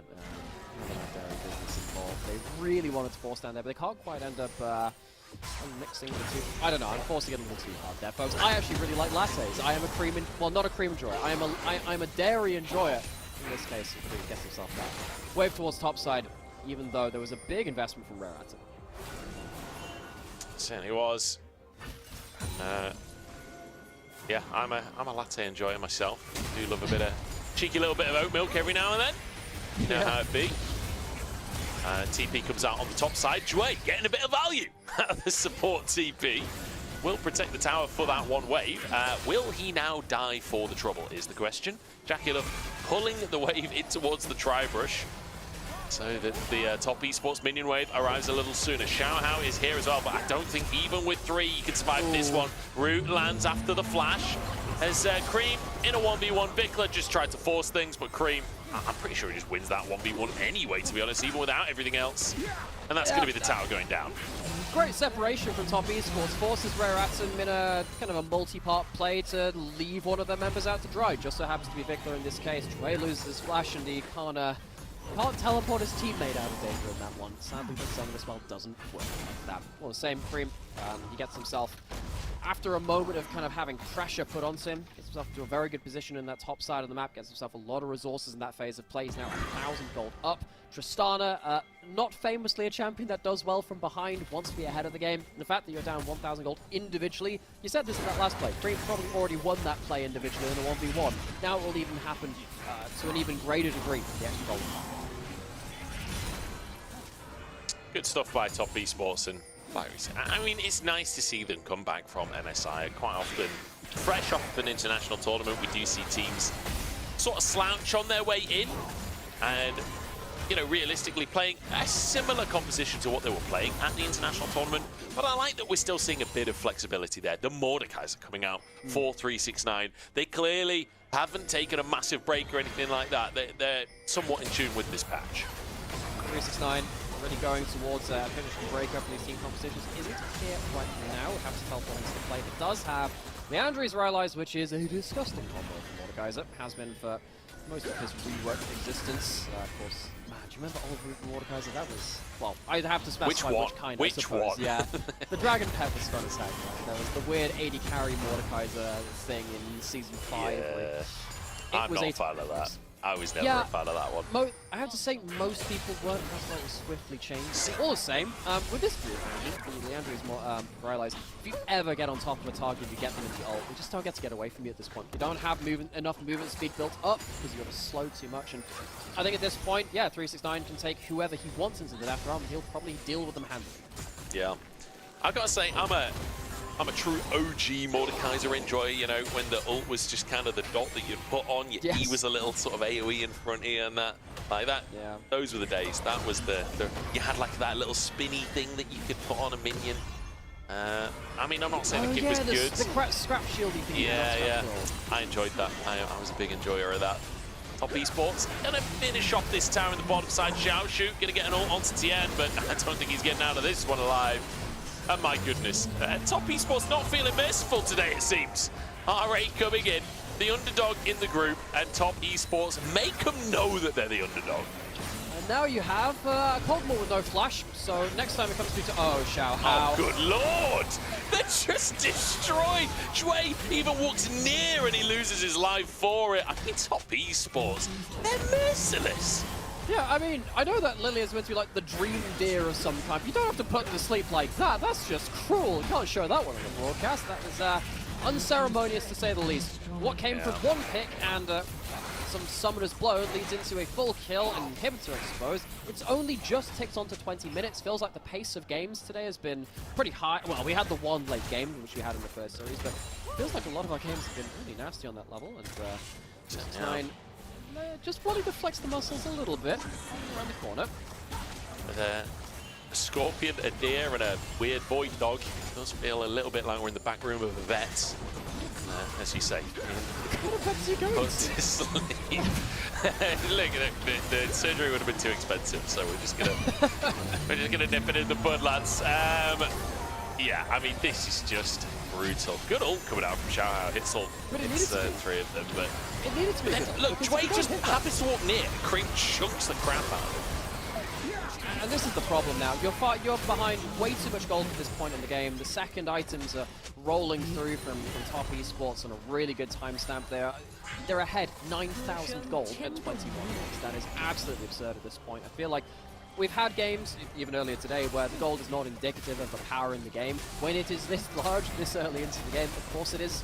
And when you've got, Jakulev on 80 souls at 21 minutes, still on a decent stacking time for that too. This is an okay timer for that as well. Soul Point on an Infernal Rift for top esports. Everything has gone their way. And Rare Atom, I suppose they were banking on eventually having, Vikla pass the baton over in mid-game to assume on the Cogmore, so both of them could deal with the tank frontline. It's just realistically been derailed before it's even left the station.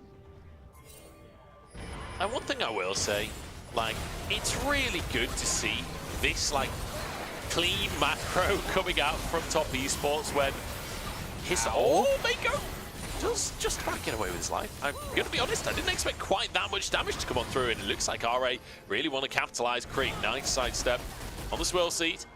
Top Esports get away with it. But yeah, Top Esports of the past, in a matchup like this, they've been known to have some happy games. They've been known to get some extra enjoyment out of a matchup like this. It does feel like they're taking this seriously. They want a great score. They want to go into the Rumble stage strong. Chway gets out with his life. Jagular forced to flash. He's already used his cleanser. This is a huge thing. And suddenly, Top Esports, maybe they are happy gaming after all. Cream forced away and actually survives this one. And it's Vickler in trouble instead. But there we go. Assume finds his ultimate. 369 forced away. Still can't come through. Xiaoshu in a 1v1 here, but will finish the job. Assume with another one.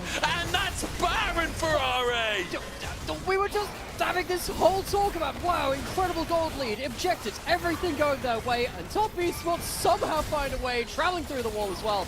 Mako, he switched over to a Spellbook Spike to try and get himself to the point where he could stop Baron going over. He has delayed it at the cost of his flash, but that does not spare the blushes of Top Esports completely throwing away their solid point in this game. It's still a huge amount of gold, but that is such a worrying sign. Huge amounts of gold going over the side.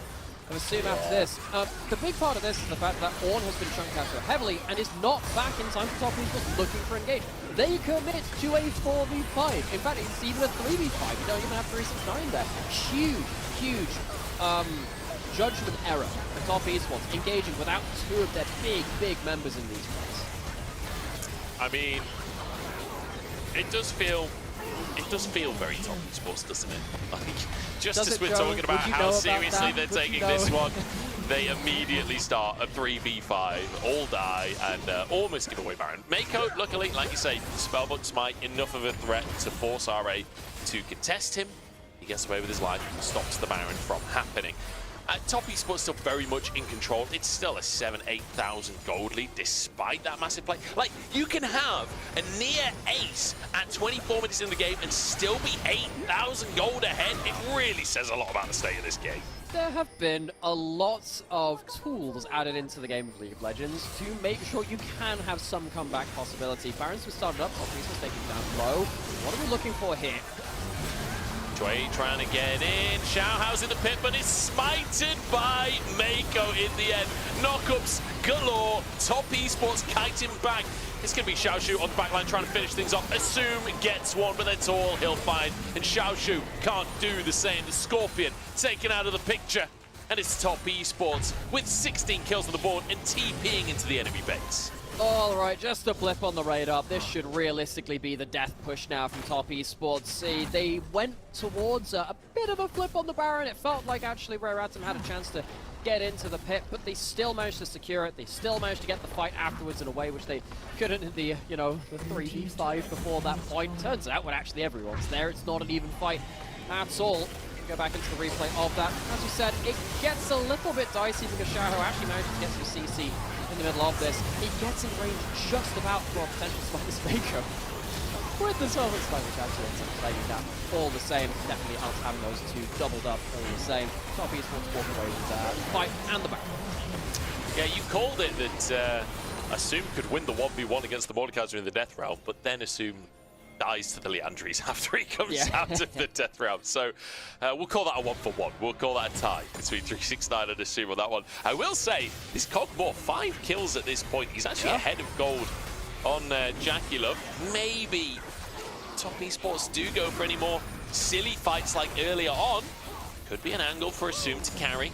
Certainly getting to that late game Cogmore stage, but I mean, this is an Infernal Soul just taken with very little contest, and now Mako potentially looking for a fight on 2. Knockups come through, 369 into the play, but it's a 3-man grab from Xiaoshu, and the rest of the team chased down, but the Spiraling Despair annihilates them. Assume gets a bonus onto Jaggalo on the top side of the play, but the fight is already lost. Vickler doing his damnedest, but it's just not enough. I thought Assume might be able to just free hit his way through to another Miracle team fight, but again, it's too many members of Top Esports. They claim themselves the Infernal Soul midway through the fight as well. which helps them in terms of the damage profile, and now it is just one little Void Puppy alone here in the base against the full array teeth of top esports. Oh, Assume maybe gets Mako here. Tien threatens him. Assume good movement here, but there's only so much you can do. 369 bonks him and sends him back to base. That's 2 inhibs. Resets for top esports. Honestly, domination here, but it's still really fun to watch somehow. Yeah, it is. The team fight, maybe, again, the team fight setup for top esports a bit fast and loose in some cases. You should never really be letting a Fed Cogmore, given the amount of kills he's got, very much classifies as that, despite the gold lead overall. It's a team fight like this.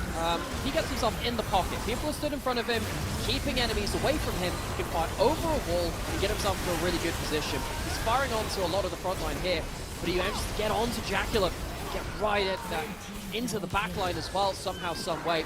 If this front line was just a little more durable, if Vikla was doing a little bit more damage in his own right as well, this would be the kind of team fight a Cogmore could very much run away with. I guess that's just tribute to how far ahead top esports are still. Tough one for Assume. I mean, a valiant effort, like you say, but there's only so much you can do. Yeah, we've managed to 1v1 Jacula. He's, you know, bit of style points there. He'll be happy with that one. That's something he can tell his grandkids about. I 1v1 Jacula on the LPL stage. Get that printed on a t-shirt. I'd wear that t-shirt. It wouldn't be true, but I'd wear it. The best I've got is I killed Lumao in an ARAM once when he was on the US. That's the best I've got. So he does do better than me right now. Mate, get that on a t-shirt right now. That's all I'm saying. 2 inhibs taken on the bottom side of the map as top esports continue this siege. 3 inhibs will be taken. Vikla just about gets out with his life.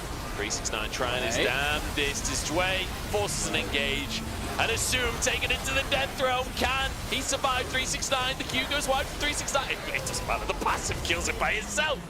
And that is pretty much a wipe. Fantastic stuff coming out from top esports. A pretty one-sided affair, but hey, we got more than 1 kill per minute. That is the kind of entrance into the LPL that you want to see. Yeah, that's our modern art LPL, the banana taped to a fridge of points there for top esports, where they realistically should have closed that game a little sooner and without a bit of the heart attack in that enemy blue side jungle. But they got themselves into a position where it didn't matter. That's a victory in its own right, and it feels like top esports still walk away again, proving just how high caliber of a team there are. Every lane really outperformed in its own right there, it felt like, and particularly 369 on that Mordekaiser, showing a different pick, which is very useful now in this new format of Fearless Draft. He didn't use up a super power pick. It's a Mordekaiser, which is very valuable now for the rest of the game. Yeah, the Mordekaiser, look, 369 is not going to have his Mordekaiser to go for in the next game now with the Fearless Draft. What a nightmare. Yeah, fantastic stuff coming out from top esports. We'll wrap that one up. Let's see what happens in game number 2 after the break.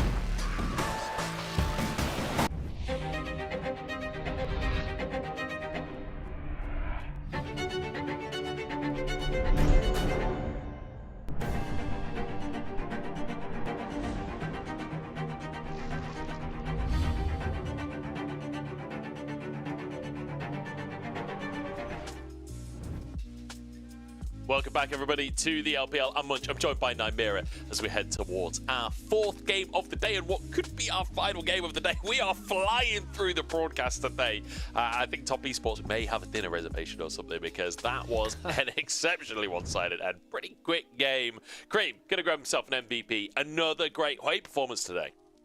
I think this champion has just been a really good stabilizing pick to allow a lot of players to have strong laning phase and to make individual plays as a mage from a good long-range way. And I think that Cream has been one of the best players of it within the LPL. It's been a comfort pick from him and a worthy MVP. I think that Top Esports managed to defend a lot of pressure onto him in mid-game. There's a point in top lane where he collapsed on a couple of different times, but besides that, it felt like Cream was just completely in his own element and thriving. He certainly was. Assumed doing his damnedest. We saw a few fights where, you know, he managed to solo kill Jackulov. He was chasing some people. I mean, he killed 369 in the death realm and then died to the Leandries afterwards. He was doing what he could, but this was a pretty tough one, it has to be said, for RA. Top Esports really taking over. And I think one of the biggest difference between the two teams across this game was how well Top Esports were playing around the map. It felt like every single fight in the early game, Top Esports had managed to find themselves a numbers advantage. Absolutely. It felt like Rare Atom were, even with the teleport on support from Joy, which I don't think it's great, folks. I think that there are occasions where you can take a spellbook teleport or something like that. I felt like even with that, they were slower to the punch. Now, this is the one exception where Top Esports will take a 3v5 and they don't teleport everyone in time, so here comes 369, then later comes in Mako after that point, but it's just not enough at that point. So that was the one real bright spark for Rare Atom. You could see that in an even game, that Kog'Maw actually would have done quite a lot of work. It was anything but an even game, though, so we didn't really get to see the full final form of the team composition. Yeah, this sort of 50-50 on the Baron was a little bit dangerous, but in the end it was the smite that came out from the Lilia first. 369 gets 1v1'd in the Death Realm, but Zoom, unfortunately, so little HP, dies to the Leandries afterwards. And Top Esports managing to pretty much wipe the board at that point. And then this last fight, I believe, was just a clean ace. It wasn't clean because Asim did something on. Yeah, he did the Kog'Maw thing here, and he just kind of flashed over the aggressive Kog'Maw. Again, I really think Asim had a good game with the Kog'Maw, all things said and done. It's just the team just had no structure to it around the map. Going straight into pick and ban, though. Again, it is fearless draft. If you picked a champion in the first game, you can't pick it in the second. You don't have the long-range AP mage of the Hwei, but you do have the long-range now AD mage slash AD carry of the Cork. I was going to say, less long range now, more short range, more Halo Blades, spam E and annihilate someone's health bar in 2 seconds. Kind of look for Corky. We've only seen it in the mid lane so far, but it is viable as an AD carry as well, so keep that in your minds as we go through this draft. It could be a flex down towards that bottom side. It's going to be the Ashe, potentially the Varus, locked in to answer it on the side of RA. So, Ashe, Varus, very strong poke to your lane for Assume and Jue. Assume, arguably his best champion or his most comfortable champion has been the Varus, very important on that front. Now, in metas past, something like the Cork and the Ziggs, you know, double Yordle Bombardiers in some ways, would have been double AP, and it's kind of difficult to play around that. We have seen hands towards this pick, though, which is why I'm talking about it quite seriously, because now, because of the Cork being AD, you can go double damage types with the Leona on top of it. If someone gets pinged out by Mako on the Leona, this is going to be mixed damage, long-range follow-up. Top Esports comp looking a bit like a nursery right here. Leona looking after the kids, the 2 Yordles around and just throwing stuff around. Double AD carry on the side of RA, down in that bottom lane with Jue having the Ashe, and instantly a Yone locked in for Vikla. He's taking it to Cream. Okay, so step back from this. I want to talk about meta because it applies to these mid laners. AP junglers have not been very easy to pick in a lot of cases in pro play because you need, in a lot of cases, AD mid laners to go along with them. Most mid laners don't practice that many AD mids anymore, because mages have been pretty okay, or stuff like the more playmaking assassins have been okay. Because of Blackfire Torch being such a strong item that you want AP junglers now, we have stuff like the Corki going to AD, and people picking up the Yone, which then allows those AP junglers to thrive in their own right. And that's why we're seeing so many AD mid laners come back onto the board right now, full after practice from MSI and the patches after that point too. Well, the Lilia's fanned away. Things like the Karthus we've seen, things like the Lilia we've seen.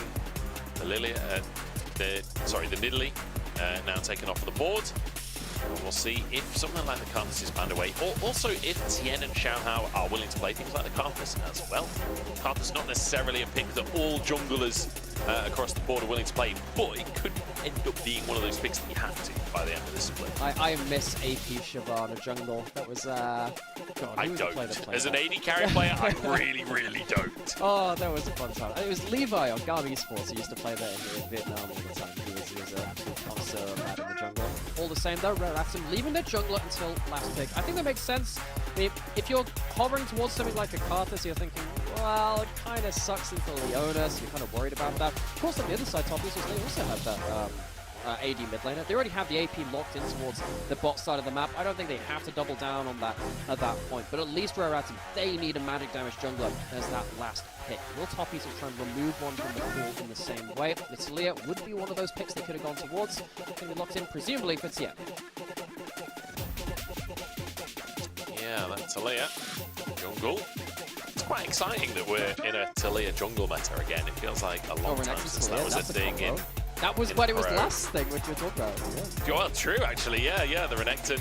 Such a powerful combo alongside it. And, you know, with the Nidalee ban, Renekton Nidalee was kind of the classic. Talia also fulfills that role. The Twist of Fate, it's something that this matchup, K'Sante Twist of Fate, 369 is very versed in this from MSR. Same logic though, point and click stun into the shove back. Of course now with Gold Card, Gold Card into Ziggs, Corki, Talia shove, Leona also comboing on the CC as well. That sounds pretty hellish to me. Now the thing is, we haven't got that much of a front line here from top esports. So Reratim, they looked like they could have gone towards an AP farming jungler. They might not need to now because they can just over-index into full physical damage and to say, well, you don't have a tank anyway besides a Leona when she's got a W popped, and that's why they go for the Ivern instead of an AP farming jungler, which we maybe expected coming out of the second round of the draft instead. The Ivern will now buff up those carries to try and give some extra survivability with copies, which doesn't necessarily have themselves. Cream, it's a Serpent's Fang angle, my friend. We'll see if he is going to go for that. Whether it will be that full lethality Corki, or we do sometimes see more of a lean in towards crit later on into the game. Depends how much gold you have, whether you can get BF Sword or whether you go for the opportunity first instead of the Collector. We'll have to see what Cream's build is going to end up being on this one. But that AD Corki, very powerful in the mid lane. Vikla having the counter pick of the Yone should be able to weather some of the aggression. I was coming into this split a little perplexed by Fearless. I was wondering whether it dropped the level of play and whether it really made that much of a difference. After just the first 2 days of play, we have seen so much variety, so much different stuff being thrown out onto the table. I'm really enjoying it so far. I think Top Esports, they really enjoyed Game 1 as well, despite, you know, that one 3v5. They have been coming in on a full head of steam. Reratim looking to turn the tables in Game 2. Man, when is the last time JackeyLove played Ziggs? I cannot remember JackeyLove Ziggs really at all, to be honest. It's not a pick that you think of him for. He's played 11 games of it in his career. He's won 7 of them. Not too shabby. We'll see how he does on the little AP Assassin. OBS! They've got OBS over in the studio. Excellent. Yeah, we'll see how JackeyLove does on the Ziggs as I try and hold it together. Top Esports, this is RA. Game number 2, let's hit the riff. 敌军还有30秒到达战场，碾碎他们。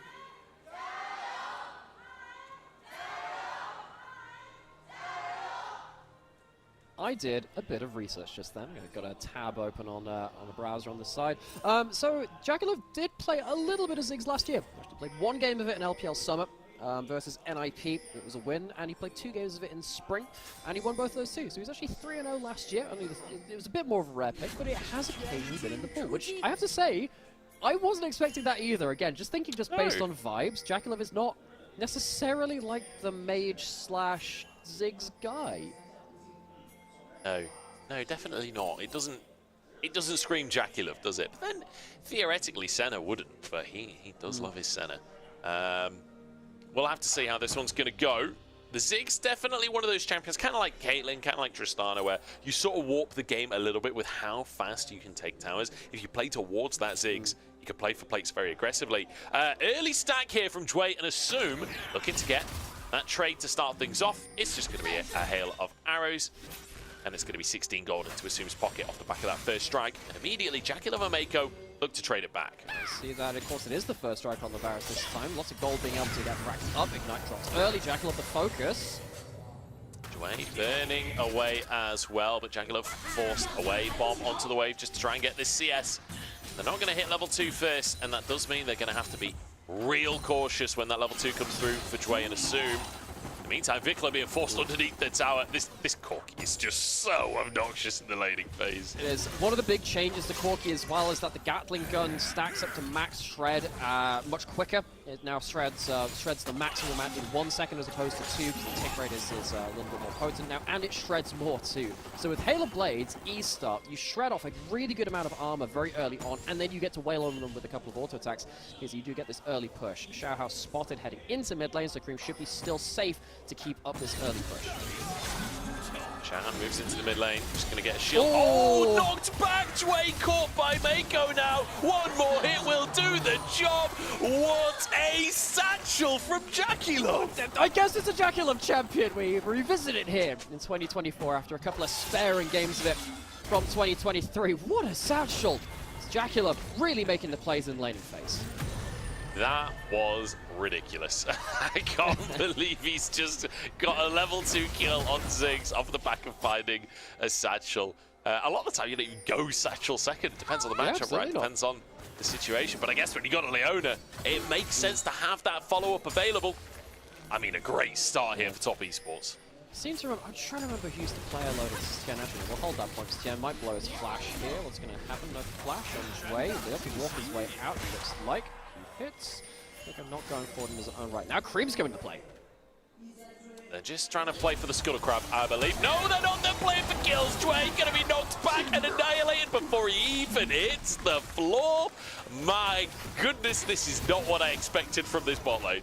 No, me neither. But one thing which I'm really enjoying is we have seen so much Nautilus for years. And don't get me wrong, a lot of LPL supports are really good at Nautilus. Leona is also one of our specialty champions. And just seeing the psycho all-ins from bot lane around Leona in the last couple of days has been so fun to see. I am all for Leona meta in the LPL, given the level of our supports on that champion. I mean, there's been years and years of practice on this champion. It feels like when Leona's not in the meta, it's like a hard nerf to the entire league. Yeah. Vikla trading pretty heavily here. On Cream gonna weather the storm, and that's the thing. Honestly, the Gatling gun is kind of like Rumble's Flame Spitter at this point. Vikla, don't go forwards on that Q. Mako, Hex flashes, perhaps a tiny bit too early. If he'd waited for that Q to go in, maybe there was a kill angle. Top side Tien, no flash right now. Where's the next card coming from 369? Ghost for Ghost, looking for the pick a card. Gold card locked in, flashes for the stun. Tien gets the knockback, the stun to follow up. The rocks are in there, and an auto finish to finish the job. Oh, kills across the board now from bot all the way to top. Mako no flash, but should be safe to walk out in that regard. Toppy has lost another deadly early game. Hang on, is Mako safe here? Shield comes out, Xiaohao, bit more damage. Okay, he walks away. I wasn't sure if Vikla would be able to get the Q3 up, and but I don't trust the players, okay? I never trust that the fight is over when Top Esports is on the server. Yeah, that is a wise way to live life here in the LPL. As we said, in the last game, we talked about Hui and modern art expressions, and sometimes the LPL does have these wonderful, sprawling landscape pictures, which are beautiful works of art. Sometimes it is just a banana just mashed against a wall. It just happens like that sometimes. This is a weird mix of both from 369 and Top Esports as a whole, because it feels like Top Esports are very aware of all the moving parts they have in this early game. The Leona moving out of lane, the Talia being able to roam across the map as well, with stuff like the water walking. I don't know whether that's been taken in runes, but at least the rock surfing. Comboing up in bot jungle, top lane as well. Xiaoxu pushed up a little too far and didn't have the W to escape that gank. Really nice stuff from Top Esports, knowing who can respond when. Yeah. I think on the point of modern art as well, like, sometimes it is a banana taped to a wall, and sometimes that's the level. But sometimes it's a combination of OMG's bot laner and BLG's mid laner, and it's a starry night, Like, it's just one of those things where you get both sides. What are you kidding me? How long did you spend thinking about that? Xiaohao flashes out. He'd be like a bolt of lightning, I'm not going to lie. I don't know why, but yeah, someone up there wanted me to make that terrible joke. Vikla going pretty aggressive onto Cream, but again, this Corki just trades so efficiently. Oh, yes it does. And back in the past, thinking back in Season 2, Season 3 particularly, there was this meme that every time an important tournament came up, Corki was just always there. Back in Season 3, 4, 5, Corki was just always buffed before Worlds and stuff like that. And one of the reasons why Corki was present back in these early seasons was he was, back when he was picked as a bot laner, very, very lane dominant early on. A lot of changes have happened between now and then, but we're now closer towards that version than we are of the more AP into poke / AP stuff that we've seen in the last couple of years. And we can see how good Corki is at just taking hard trades early, using the auto attacks and the Halo Blades and things as well to get control of that lane. Feels like Vikla is going to be struggling to get unlocked onto the map. When he does, though, he can start locking up some of these squishier maps. One of the really fun things about the new version of Corki as well is very early on, obviously it's depending on the matchup, probably not against Yone, but you can go W second, you run sudden impact, and your next auto just gets 20 true damage. Like, you just get a bunch of free true damage. You got Halo Blades, you got your Gatling gun rolling, like, you just shred health bars. You can just W in aggressively with impunity on your level 2 spike, and just get so much value for it. So one of the other things they added to Corki as well is just like a little bit more quality of life on how your W deals damage, so you get more quality of life damage from that as well. So I can actually see that working quite well. I will research it, Joe. You've given me ideas now. Of course, Sudden Impact has been changed. Loads of the routes have been changed. No Ingenious Hunter anymore. Sudden Impact, instead of giving you Magic Pen and Physical Pen, it gives you just an extra bit of damage in your auto attack. There are lots of other things. We already talked about how First Strike has changed too, gives you a lot more gold, but maybe a little bit less damage. Really waiting to see how that affects the meta as top lane. Vikla does manage to snap back before the CC comes through from Mako. Xiaoshu, can he get away with his life? Doesn't manage to buff for the knockback. There's not that much damage coming out just yet, but maybe a bit more CC. The red card comes in. Ultimate from 369. Is he going to go for this one? The Weaver's Wall is there, and there's the Destiny as well. Execution in the top side. Oh, that is such an obnoxious use of your double globals to chase down just a single kill. They have extended quite heavily into the enemy jungle now, though. Oh, the flash from Tien is gorgeous! Threatens the knockback. Daisy is running amok in the backline, but it's not quite enough. And Vikla now goes in trying to finish off Tien. As 369 getting the damage down. Vikla dives back out, has the Q3 to dash away, and will survive. How the heck does Vikla get out of that one alive? I thought he'd go way too deep, but I think actually the sweeper at the end of that play denies vision for a last blue card to potentially take him down. Rare Adam at least fire one back after the bold play on top side of 369 and TM. This has left Cream now alone on mid tower though, so despite the kill going over to Vikla, losing a plate in the mid lane will even up the, I guess, the goal just about to even again. It does feel more even this game, doesn't it? It does feel a bit more back and forth. The gold is still 3,000 ahead for Top Esports. They've got the 3 grubs, and another 3 will spawn in 25 seconds time. So keep your eyes on the minimap, everyone at home, at how these players rotate now. See who goes for that neutral objective. Obviously, the first strike went the way of RA. That's the advantage they found for themselves in this early game. So, what are our next big points? We did say that we need to be very careful about how long we leave Ziggs alone on the tower. This is kind of what's happening. That will mean that there's an easy satchel there at some point. Xiaohao more interested in mid lane. Oh no, Vikla in so much trouble. The brushes actually keep him alive. Cream couldn't get any auto attacks out because he was inside the brushes coming out from Xiaohao. Also doesn't quite clip with the Valkyrie, so a couple of minor things going the way of Rare Atom in that mid lane. Xiaohao, of course, lost Daisy now. It's a long cooldown in the early game. Won't have that available for this grub spawn at the very least. Soon gets the center of that ult onto him as well. Dangerous stuff from Jackie-Love. Yeah, Jackie-Love, he's not messing about, is he? He's mad at that Cogball solo kill in the previous game. He's not happy with how that one went. Oh, the smite. Actually, that's from Tien. I don't think Tien can outsmite this last one, but maybe he can get it to reset instead. Jacula finishes off a tower while all of this grub battling is going on. Mako flashes the Q3, but the ult onto Tien. No way out of this one, and RA find themselves an advantage. Cream trying to finish off Vikla in the meantime. Xiaohao forced away from the play. 369 sets it up, and Mako finishes it off. Xiaohu the next one. Xiaoshu, sorry, the next one, as he's taken down as well. And it's looking like 6 grubs for Top Esports. Oh, wait. Dway tries to get under the tower. Dway. I thought the fight was over, but there's just nowhere to go. 369's cut off the escape route. Mako's there to tank the tower. See you later, buddy. Yeah, call him Spider-Man because there's no way home. Vikla also on the menu. Kills Solo from Cream. Well, I don't know how long this game is going to last in Nightmare, but that's the second tower finished off by Jackie Love as well. 5 grubs. The Sigthorn's still there, waiting to be picked up by Top Esports. Kills galore. I mean, what more? It's a 7,000 gold lead in 12 minutes. We were talking about how the game was so over when it was, you know, a decent gold lead at 20 minutes. It's even more destructive at this point. And TF, can you stop killing them?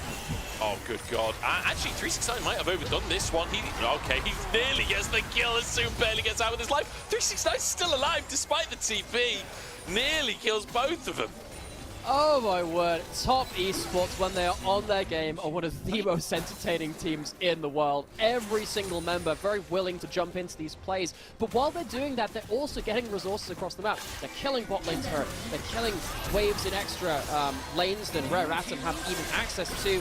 Yes, the start of this play from Rare Atom is a kill again, but they use so many resources and it takes so long for that to happen that the cleanup from Top Esports is well in time to make the most of the back end of this fight. And particularly Cream just getting so much auto-attack uptime, getting those extra rocket cooldown down as well. Means that he is just absolutely obliterating the defense. Certainly is. And worth mentioning as well, 369 had a 2-level lead when Xiaoshu TP'd into that bot lane play. I don't know what has been happening in that top lane. I've seen a lot of this matchup at MSI. It's not meant to be a 2-level lead for the TF. It's meant to be a lead, but maybe not quite that much. 0-3-0 so far for Xiaoshu, who honestly was a bit of a shining light last split, especially on the Cassante and the Aatrox. This could be a tower. Satchel's there. Jackie Love just has to bob that over. And there we go. All 15 plates taken by Top Esports. Oh, that is so much gold. On the other side, there's what, 1 plate taken in mid, 2 taken from bot lane from Rare Atom, so they are down at 12 plates in net value on that point. And Rare Atom, it is so hard for them to fight back at this point. I will say, you can stall out a Ziggs on the inner ring of turrets. It's much harder for you to get 3 waves onto them, as we have seen around the outer turrets, because Rare Atom was kind of pulled across the map so much. The Herald, though, stops that stall coming in nearly as easily, so there is a chance for a bit of a stall out from Rare Atom if they can keep some of their turrets alive. It is a hard ask with that other objective taken, though. Yeah, that's very optimistic. It's almost a 2,500. Yeah, 2,500 gold lead here for 369 at the top side. 2,000 gold lead for Jackie Love. And, you know, I was being really optimistic for RNG in the first series. Now you get to be really optimistic for RA in this second series. And good lord, do they need some optimism. They need some hopium, copium, whatever you want to call it at this point. No, sorry, we said we're not going to do Crooks. Not in this case. You say hopium, copium. One of my favorite rare atoms is francium. It is, sadly though, only about around for 1 second, and there's only about 1 gram of it on the Earth's crust at any one time because it decays so fast and then goes into the. So, sadly, on the list of EOMs, that's not one of their best things to do right now. Well, the more you know. I'm not really sure where to go with that one. I don't know anything about chemistry, but there you go. If you think about it like sodium, you know how it kind of sets on fire when you put it in water? This is like the super version of that too. So that's a fun thing. That's your fun fact of the day. Excellent. Well, I'll see if that happens in this game. I'll look out for the francium, was it? Yeah, that's the one. Yeah, you got it. See, you've learned already. You know, look, more than you did like a minute ago, maybe. Yeah, to quote Johnny English, the only thing francium shouldn't be allowed to host is an invasion. The quote didn't really work. That's all I've got. Johnny English quotes is all I've got in this situation. Cream just sidesteps the ultimate and everything. He might have even won that 1v1, but Vikla actually pushing for this one, and he gets it! Vikla turns it around with the help of the redemption from Xiao Hao. Oh, you can remove his lethal tempo, but you can't remove that kind of play from Yone. Ult's coming in to make up and not able to finish that one off. Dwayne survives the ult from Mako. Just used defensively there. 9-3 on the scoreboard, but a bit of a stall out coming out with the fact that Cream went down, suddenly it's a bit more difficult for Top Esports to really force anything. Yeah, it means you can't do the full court press quite as easily. Jacqueline at least sniffing out that bush just around the corner, knowing that there's likely someone stood in it, so it pays respect all the same. Top Esports, we would say that they need to be aware that it's quite hard to break open some of these inhibitor turrets, and there is a chance that things can stall against them. They've already taken one on the bot side of the map, which is helpful to them. That's not going to be the easiest defense now from Rare Atom, all the same. Minotaur Dragon coming up as well. I don't really think Rare Atom are in any position to approach that, all the same. They're in a race just to get as many resources as possible before Top Esports pull the trigger again. Yeah. I mean, this is one of those games where, for Top Esports, they're just like, oh, why isn't it 20 minutes yet? You know, like, if Baron was available, they could try and brute force that. Sim takes a chunk. Jackalov slightly wide on the initial bouncing bomb, though, so not too much damage coming on through there. And luckily, Xiaohao can help his team withstand a lot of the poke that's going to come through from the 6. But he can't be everywhere at once. So when you're in a split map state, you can only protect one person at a time. Maker's now going into the enemy jungle. This Leona, of course, a huge part of this too. Pings Vikla. Nice ult from Vikla. Buffers it, so Mako's solar flare doesn't quite connect onto a kill here. But a 4-man play on the top side. Tien here as well. Daisy goes forward. God sends his strongest soldiers, and Daisy is exactly that. But unfortunately not strong enough. And in the meantime, 369 going to push into that mid lane.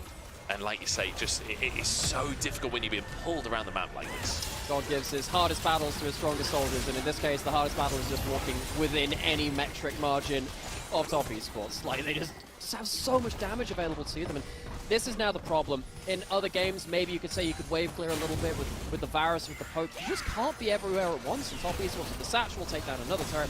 Don't even need it in this case. Just use their auto attacks all the same. They can fall back for a dragon. They can go towards the top lane in a turret. They have options available to them. One extra auto attack here will unlock the Satchel damage, and Top Esports will accelerate somehow even faster into the advantage. You know, the way that Top Esports are playing, oh, Weaver's Wall comes on through. Vikla's in trouble here. Flash sideways to dodge the chains as Mako dives in amongst 4 players. The bomb lands. Mako's still pretty chunked, but shield comes through across the team. Xiaoshu trying to get a flank on the bottom side. Won't be able to get it, though. And unfortunately, RA can't find anything. And now you have Jue, Assume, Vikla, Xiaohao, and of course Xiaoshu, because he didn't take it, with no flashes. You have no way to get out of the next solar flare that comes through. And that's a big problem, because the damage we've already seen on display from Top Esports, all it needs to do is have someone pinned in front of them for it to be guaranteed. With Dragon coming up, with Baron coming up soon as well, Top Esports, as long as they just wait, 20 seconds for the next big fight, they will be able to punish anyone who steps anywhere remotely close to them.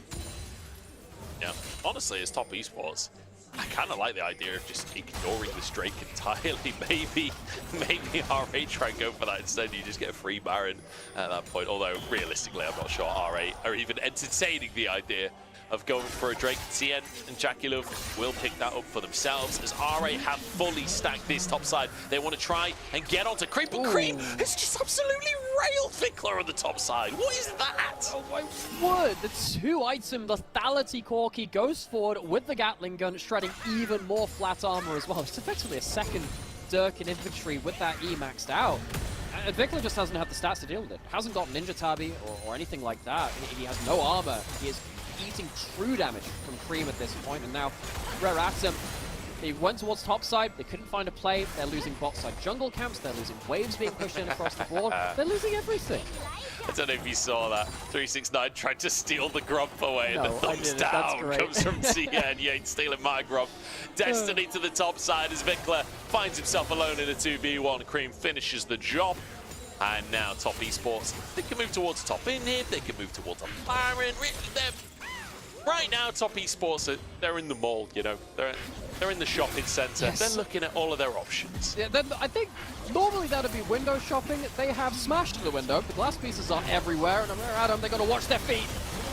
Yeah, they got a bottomless credit card in this one. The Weaver's Wall just pins him with the solar flare on top as well. Xiaoshu tries to buy anything. He gets TN. It's a consolation prize for RA. They kill the top esports jungler. It's Mako. 1 HP and walks away. But that is going to be curtains. A 21.5-minute win for top esports over RA. Absolute decimation. And my goodness, what a welcome back from MSI for top esports. If anyone was worried about the post-MSI hangover, which affects some teams historically, not today, folks. Not today. Top esports, their early games were crisp. So good at moving between different members, getting everyone involved in plays and getting all of the resources across all of the lanes at the same time. That was a great early game. Love the way that they played that. And sadly for Rare Atom, you know, they're a team which we thought would have to step up to the plate. They were definitely looking like the underdogs coming into this one. They didn't really ever start anything in the early game, and they fell behind so early that they could never really mount a defense. Top esports taking no prisoners. I mean, luckily for top esports, you mentioned the post-MSI hangover. You've got to win MSI to get the hangovers. They're cruising. They're absolutely cruising. We'll see if BLG could do the same later on in the split. But yeah, pretty one-sided series. Fantastic stuff. 369. I'm guessing there's some fans wanting to take a photo there. Happy to pose for them. Top esports, they come back from the international and they continue with destruction domestically. Phenomenal series, and honestly, just style points in that last game. Like the Ziggs composition, not something I expected to see today. We got to see the Talia jungle as well. It felt fantastic across the board. I think one of the reasons of seeing that Ziggs is actually because we have, by a chain of dominoes, AP junglers. AP junglers allow for AD mid laners. If you're already using AD mid laners, why not some AP bot laners as well? It's a big overall picture, and that's why, even besides Fearless, the fact that Blackfire Torch has changed the meta in the jungle has changed everything across the map. And that, to me, is very, very interesting. It's one of the biggest shifts in bot lane meta that we've seen for a little while. And from the first couple of days we have seen of Fearless and the patch changes coming through, we're seeing a lot more variety than we did in spring. And I am very happy for that, particularly for our mid to bottom place teams. No more sitting on Cassante or Renekton or Varus or something like that. You have to show your variety. You got to stand up. Absolutely. And so far, we've seen some teams standing very tall across the course of today. We've certainly had some interesting picks coming on out, and I'm here for it. I am absolutely here for it. Like, across these two, I am literally right here. Can you believe it? But like across these 2 days, we have seen so many different picks. I'm absolutely loving this new format. I don't know if it's the format. I don't know if it's the patch. I don't know what. It's a new meta, and we're discovering it, and I'm loving every second. It's a healthy bit of both, and you know, while we see different champions and different compositions, we get to see a lot of our similar teams and players playing in similar ways. I think WE earlier in the day, they played that similar kind of like grind ahead with an early advantage and then just play out methodically. That's something we saw from Spring. It's good that they haven't let go of that identity. Top esports, we said if you give them moving pieces in the early game, they will use them to devastating effect. That's great to see as well. And we didn't even get to see a single lane swap today, which was what determined a lot of MSI and then some of the playoffs before that as well in various regions. So it's good to see some of these hallmarks still present here for our teams. Yeah, definitely feels that way. And I mean, I was quite impressed really by quite how efficient top esports were today in closing that, especially that second game, how fast they were able to close things out and how quickly they kind of pincer players, like so often, like we saw Chwei underneath the tier 1, we saw Viklo a couple of times in the side lanes, and Xiaoshu as well, where they managed to surround a tower, you know, they go for the dive or finish the tower and then get the kill. Like the speed at which they managed to outnumber a player, it often feels like the enemy team isn't ready, unless RA certainly weren't ready for it today. It's something we see so often from top esports, but it always feels good to watch that, you know. And particularly, I mean, one of our huge talking points for coming into the season was Mako joining top esports. Coming into this game as well in this series and playing that Leona game and having his run of form, which he's done across this year so far. Great to see him now with the Leona unlocked, which is one of his greatest picks of all time as well. I guess many of our great historical sports have to have had that at some point, but still, Mako's one of the players I remember the most fondly with that, with players like, well, Ming, of course, we saw play his Alistar early in the day. Maybe he'll get to pick up that Leona as well. Sword Art, as much as he had a bit of a fall off at points, fantastic Leona player. Seeing these players pick up those old faithful, old reliable champions and use them to this kind of devastating effect in the early game to make fast-paced early game skirmish comps viable, great to see. It's fantastic. I mean, like you say, Ming and Mako both playing today. Like, they've been playing for nigh on a decade at this point in the LPL. there are a lot of champions that fall under the banner of signature pick at this stage. Yeah, literally, yeah. But like, I think Leona, Nautilus, maybe Alistair, like sort of top that pile because they've been so good in the LPL for so very long and in so many different metas that it always feels good to see those picks coming back into the meta. And I mean, a great little game on this Leona from Mako. My favorite moment of that was the Weaver's Wall comes out in the base. There's two players corralled into the corner, no flashes, and then the solar flare comes out on top. It's like literally all of the elements colliding with them. What can you do against the full unconcentrated power of the sun? Apparently not very much in this case from Rare Atom. Yeah, Rare Atom on the other side of it. We have praised Top Esports a lot. Very, very interesting and an entertaining game from them. I'm very interested to track now if they can keep this level of early game domination with the coaching changes coming through too, which is obviously one of the big talking points for Top Esports coming into summer. Rare Atom though, they didn't really ever get off the ground in this early game. Vikla had some moments where he found some entrances. I think that Vikla, particularly towards the end of spring, started finding his feet, but he just had them swept from under him again and again when it came to side lanes.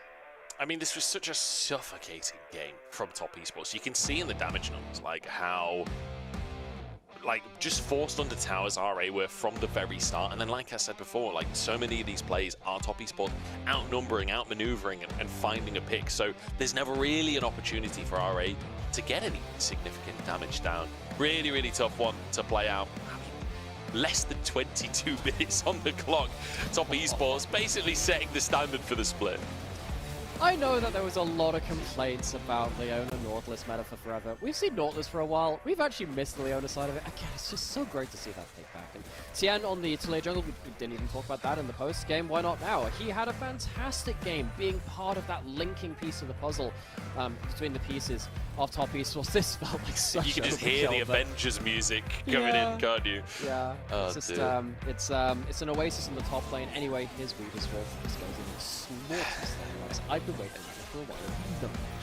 All the same. That is literally your tagline on the league line. This was a game and a half, isn't it? I mean, like, all of the replays are just. This is like a montage for Top Esports. I feel like every single play was just so aggressive, so clean, and so willing to just punish anything RA do. And it really did feel like the bare moments there. It felt like Vikla could do something. He was just ganged up on again and again. Yeah, in this case, does get a 1-for-1, but has to commit the flash to it, has the redemption on top of it as well. That's about as good as it gets. Beyond that point, it was absolute domination from Top Esports. Of course, the thing with Top Esports in this group is that, I mean, they're in a group with LNG, I believe, as well in this one. That'll be a real test. I think that one will be very interesting. But of course, with the double round dropping, we get to see this matchup again. We're not as used to that team. Mako walks away with the MVP. Absolutely deserved. We've talked about him enough already. Why not praise him again? Yeah, so it'll be Top Esports, LNG, OMG, and Rare Atom in this group. So Top Esports now topping that group, and it'll be a question of whether or not LNG can contest them, whether or not OMG can contest them, although OMG's roster, definitely one that I need to see it work before I can really believe it. We'll have to wait and see how that pans out later on in the split. But Mako, an absolutely fantastic game coming out from him, a fantastic series coming out from him, honestly, as Alistair as well, looking really good. Yeah, for sure. I think that Mako has just had a hell of a year so far. For me, he has been on the short list for best support, especially in the LPL. I think at MSI he also showed that he's in the upper echelons of the world as well. Top Esports, they were humbled at MSI. We know that domestic performance is not enough. We know that Rare Atom were not necessarily going to be firing on all cylinders as well. They might need some time to get their new roster working, but it is still as good as you could have expected from today, and that's something which a Top Esports fan should absolutely take away from this. I just want to correct myself. I've made a big faux pas. I've mixed up one of Ming's games there. It was Ming that looked good on Alistair. Echo looked good on the Ornn in game number 1, out-farming the enemy ADC, which, you know, it's not a bad little accolade to have for yourself. Let's take a look at our results as we round things out for the day. And what a day it was. It's not even 2 o'clock. It's 1:30 here in the UK. We started at 10. We've had 3.5 hours of broadcast. WE kind of smashing RNG, Top Esports kind of smashing RA. So last split, we had the 3 best of 3s quite often, and then I kind of had the 9-game curse where I'd be walking home absolutely shattered after. multiple hours of LPL action. Starting off summer with a cushy 4-game day with some really fun players mixed in about it. It's not a boring 4-game day. It's been really entertaining nonetheless. Yeah, It feels good, Joe. Good day at the office. It really does. It really does. Now, Thursday's games, it's going to be R8 versus OMG. That's within this group once more.